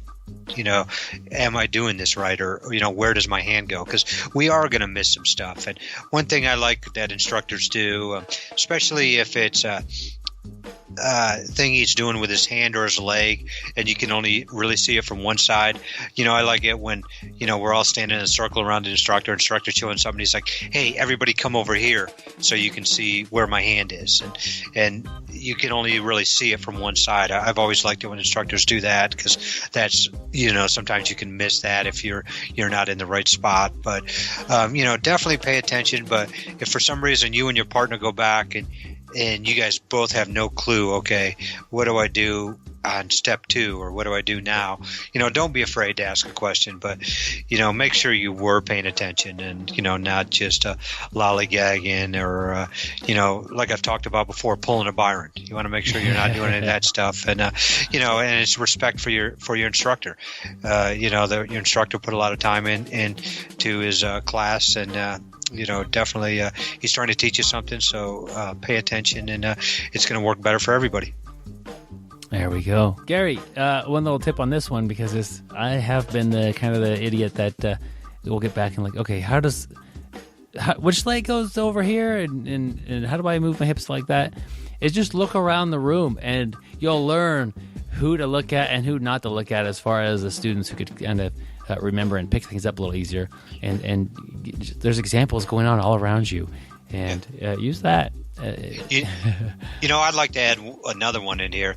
I always hate the guy that the instructor shows something, and then as you go back to work on that, your partner wants to work something totally else, a total different move. And, I was at a seminar once, and, a really high-level black belt who's a very high-level wrestler was teaching a takedown. And when we went back to drill it, my partner wanted to do something else, said that takedown doesn't work. Man, I was embarrassed. I was like, man, no, I am not going to let this guy think that I'm, no more than him and this and that. I was like, nope, I'm working exactly what he showed. And so that one always bugs me, and I've seen that happen more than once, and it seems like every now and then I get partnered with somebody like that. Yeah, and also, I've had this one particular partner who, we learn a technique, we start training it, and he's like, it's not going to work. And I'm saying, yeah, this is a good technique. And then, of course, Gary's like, yeah, it's not going to work. But the instructor comes by, and this particular partner, who I'm not going to tell you who it is, always is like, I could get out of this. And then the instructor will put Gary in the move and choke him unconscious every time. And regardless of whether there's a choke or not, it's really amazing. So, don't pull a Gary. That was a kind of a fun article written by our friend Mark Mullen. He's been on the podcast before. Hope to get him on the show sometime again. And he's always writing neat articles. So check him out there at jiu-jitsutimes.com. This is Corbett's Kids with Corbett Miller. Corbett is a black belt under Sanji and Saulo Ibero. He runs an academy with over 250 kids doing jiu-jitsu. His kids' competition team is successful on multiple levels. And now he answers your questions about kids and jiu-jitsu. Any kids program is going to occasionally deal with kids who are just challenging. How do you deal with those students? Well, I think it's really like it's either you take care of it beforehand, prophylactically, you have systems in place to make sure that you try to screen those kids, or you have to deal with it reactively when the kid's already in your program and they're causing trouble. Now, having my school for 20 years and teaching literally thousands of students, I've had the occasional student get into our program that shouldn't be in our program. And again, my school is a place, life skills are always first. I mean, the technical part of jiu-jitsu training and all those things are secondary. It really is with kids. I could care less in reality. I mean, I've got students, I could probably start a small samurai army with all of our Naga swords that we've earned over the years. But what's more important is I want to produce really great students, in terms of who they are as a person. So, and part of that is making sure that we're the right environment for that child. So, and again, the litmus test that I use, whether that's when I'm pre-screening a student or whether they're in my program, is, are they slowing down the rest of the class? And again, I know how it works, especially when schools have small enrollments with their youth program. It's like every student counts. But sometimes a student whose needs are not being addressed because they're being in a group class, really, they're costing you. They're costing you tuition, not paying you tuition, because they're taking away from the vibe. They're taking away from the energy. They're taking away from just the positive energy in the class. So what do you do? I think that's another reason why every jiu-jitsu school, in my opinion, needs to do an introductory lesson. That way you can screen to see if a student has special needs, if they're, somewhere on the Asperger's syndrome spectrum, where it's like, you might not be able to have them in your program and not be able to follow along and, need one-on-one attention. That is really not fair to them, but it's not fair to the other students in your program as well. So whether that's having them in a one-on-one situation with one of the instructors or just saying this is not the right place for them, I think is something that every school owner has to do. And I think it's unfortunate, but that's one way. So again, being proactive, trying to find out, like in an introductory lesson, if the kid just cannot pay attention, if they're disruptive in the introductory lesson, if they're just, being inappropriate. I think, you're going to be able to see that.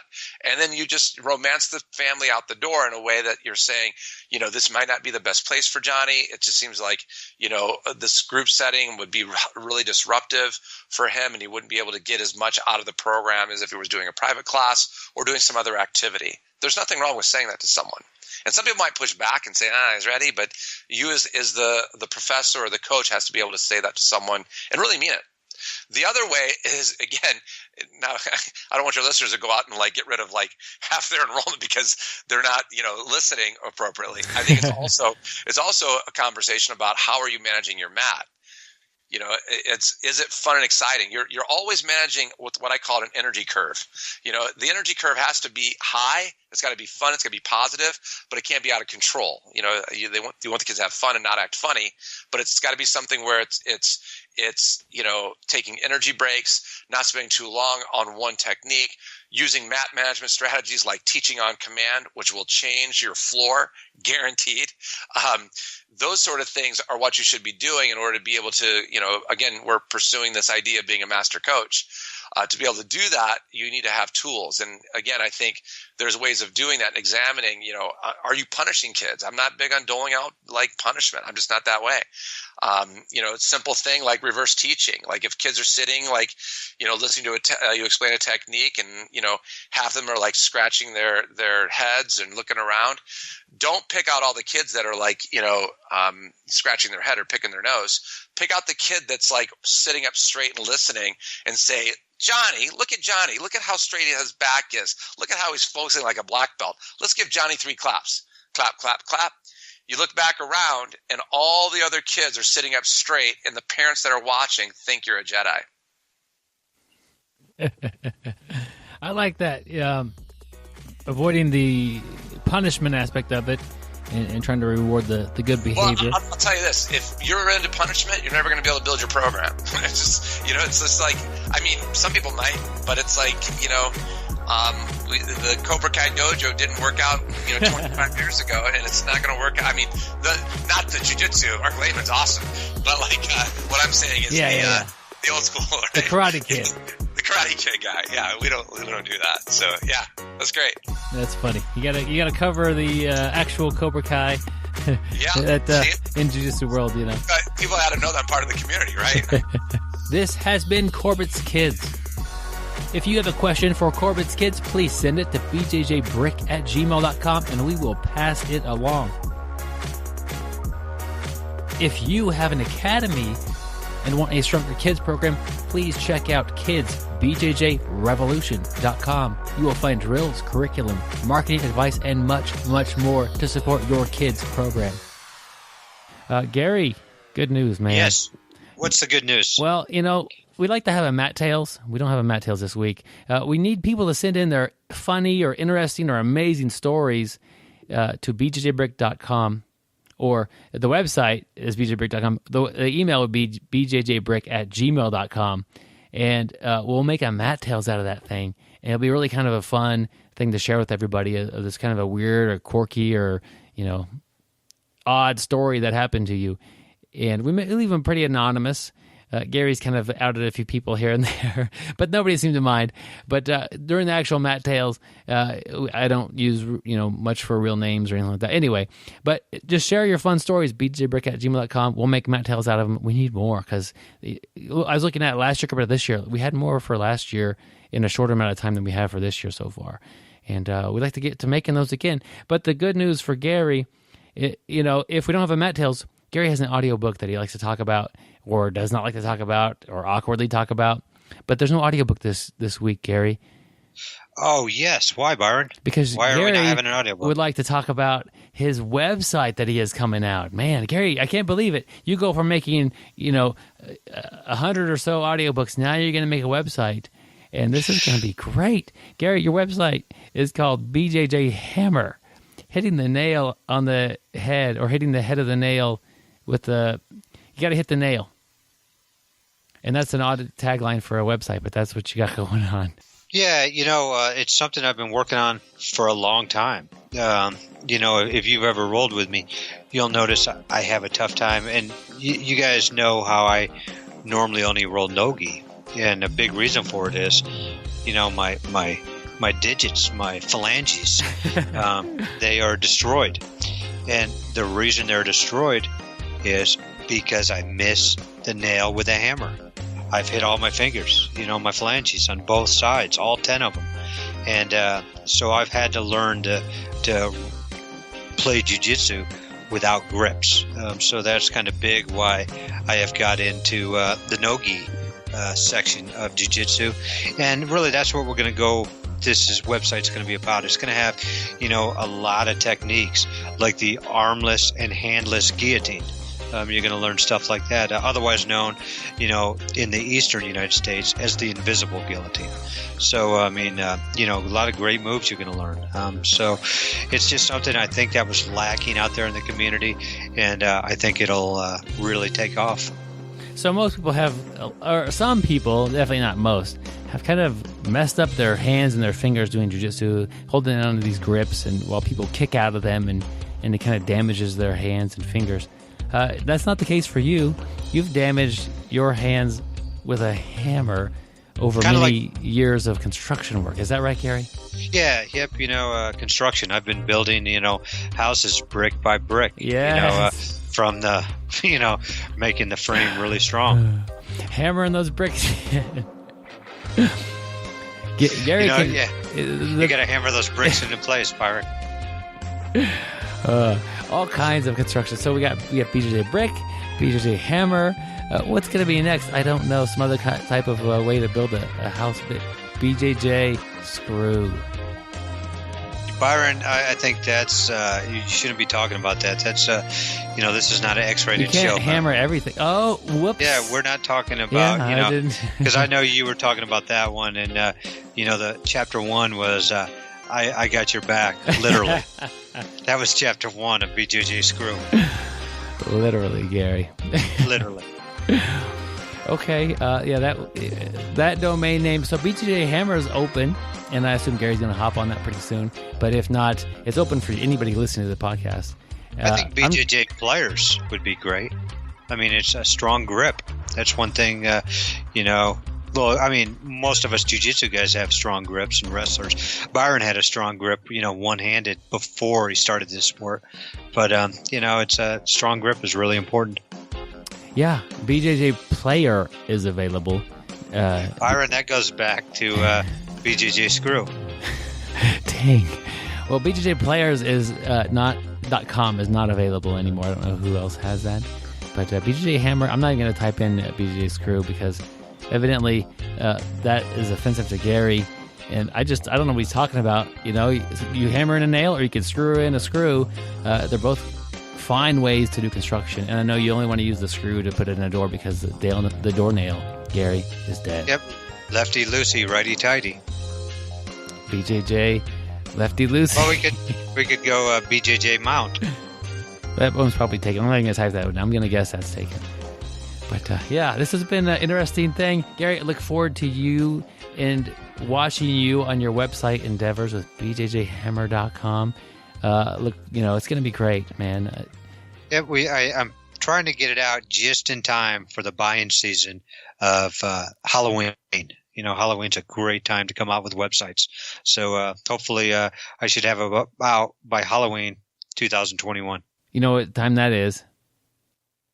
September. Hammer time. That's not. You got to put that music in. Insert music. Gary, did you ever have the hammer pants? I never had hammer pants, but I think maybe we should get some. Okay. Yeah, hammer style gi pants. Yeah, we could definitely in gold. Gary can't do hammer shorts because they just write up on him, and nobody wants to see that happen because it kind of looks like a things skirt. get exposed. Yeah. As he ages, things hang lower than they used to. There you go back with that one there, Byron. Man, usually you're the one taking it kind of south on the comedy or humor, and it's me today, Gary. Yep, yeah, definitely. Byron's really, just plugging away at that backside. All right, my friends. We've had a great time this week on the show. That wraps up Gary's website.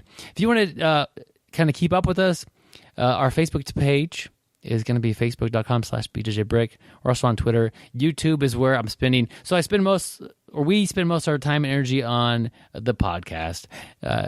Close second place would be the YouTube channel. We're trying to get that to grow. Reviewing DVDs and products, and you'll find links to all the interviews on our YouTube page as well. So we're kind of growing our YouTube channel. It's still pretty small compared to the podcast, but it's been fun, and hoping to get more and more videos up soon. Also, check out our link to Patreon. Patreon is a website for content producers like ourselves, and it's an avenue for you to show your support to BJJ Brick and donate money per episode. So definitely check it out. We have a slew of Patreon supporters that we couldn't keep the show going without them. So we'd like to thank each and every one of our Patreon supporters. Yep. Also, tell your friends about us. Tell your friends not just about the podcast, but about the, as Byron was saying, the social media, the YouTube page, the Facebook page, and let them all know about BJJ Brick on the interwebs.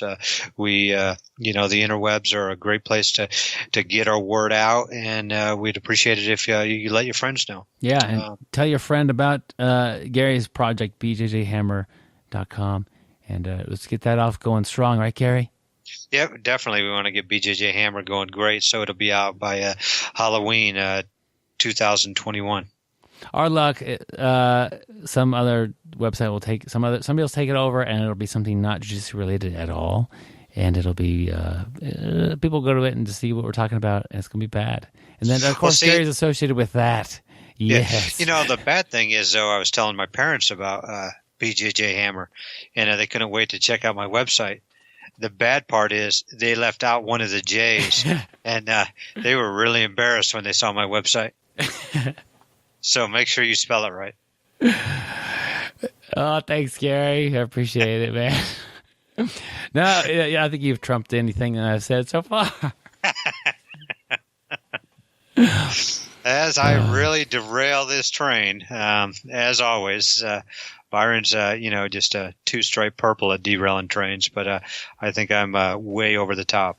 So finally, if you happen to head through the Midwest, through Kansas, we're in the middle of Kansas, South Central Kansas, Wichita, Kansas, send us a line, bjjbrick@gmail.com. We'd love to get on the mat and share some time with you. Yep. Put down the hammers and stay sweaty, my friends. And don't forget to hit the nail with a hammer. On the head of the nail. Hammer nail. Hammerhead. Shark. Great white shark. Word association, Gary. Go ahead. You're next. Swordfish. Sword fight. Cockfight. Gary saying cock on the podcast. BJJ Hammer. BJ Hammer. Byron, this is too good. Okay, well, tell it right there. We should end every show with a word association and see how many words we get in before it totally derails. We keep the podcast clean, but oftentimes it's like that clean humor that is kind of not that clean. If the kids are in the car, they don't get it. You know what I mean, Gary? Yep, we'd like to thank our sponsors, Spick and Span, for always keeping stuff clean. Yep. Mm-hmm. I'm putting that in there. That was funny. We should do word association at the end. I like it. That was funny. I guess it got me off guard, so I started laughing. That's okay. Thank you for listening. I hope you find the time today to roll. After all, the best way to get better at Brazilian Jiu-Jitsu is to do Brazilian Jiu-Jitsu.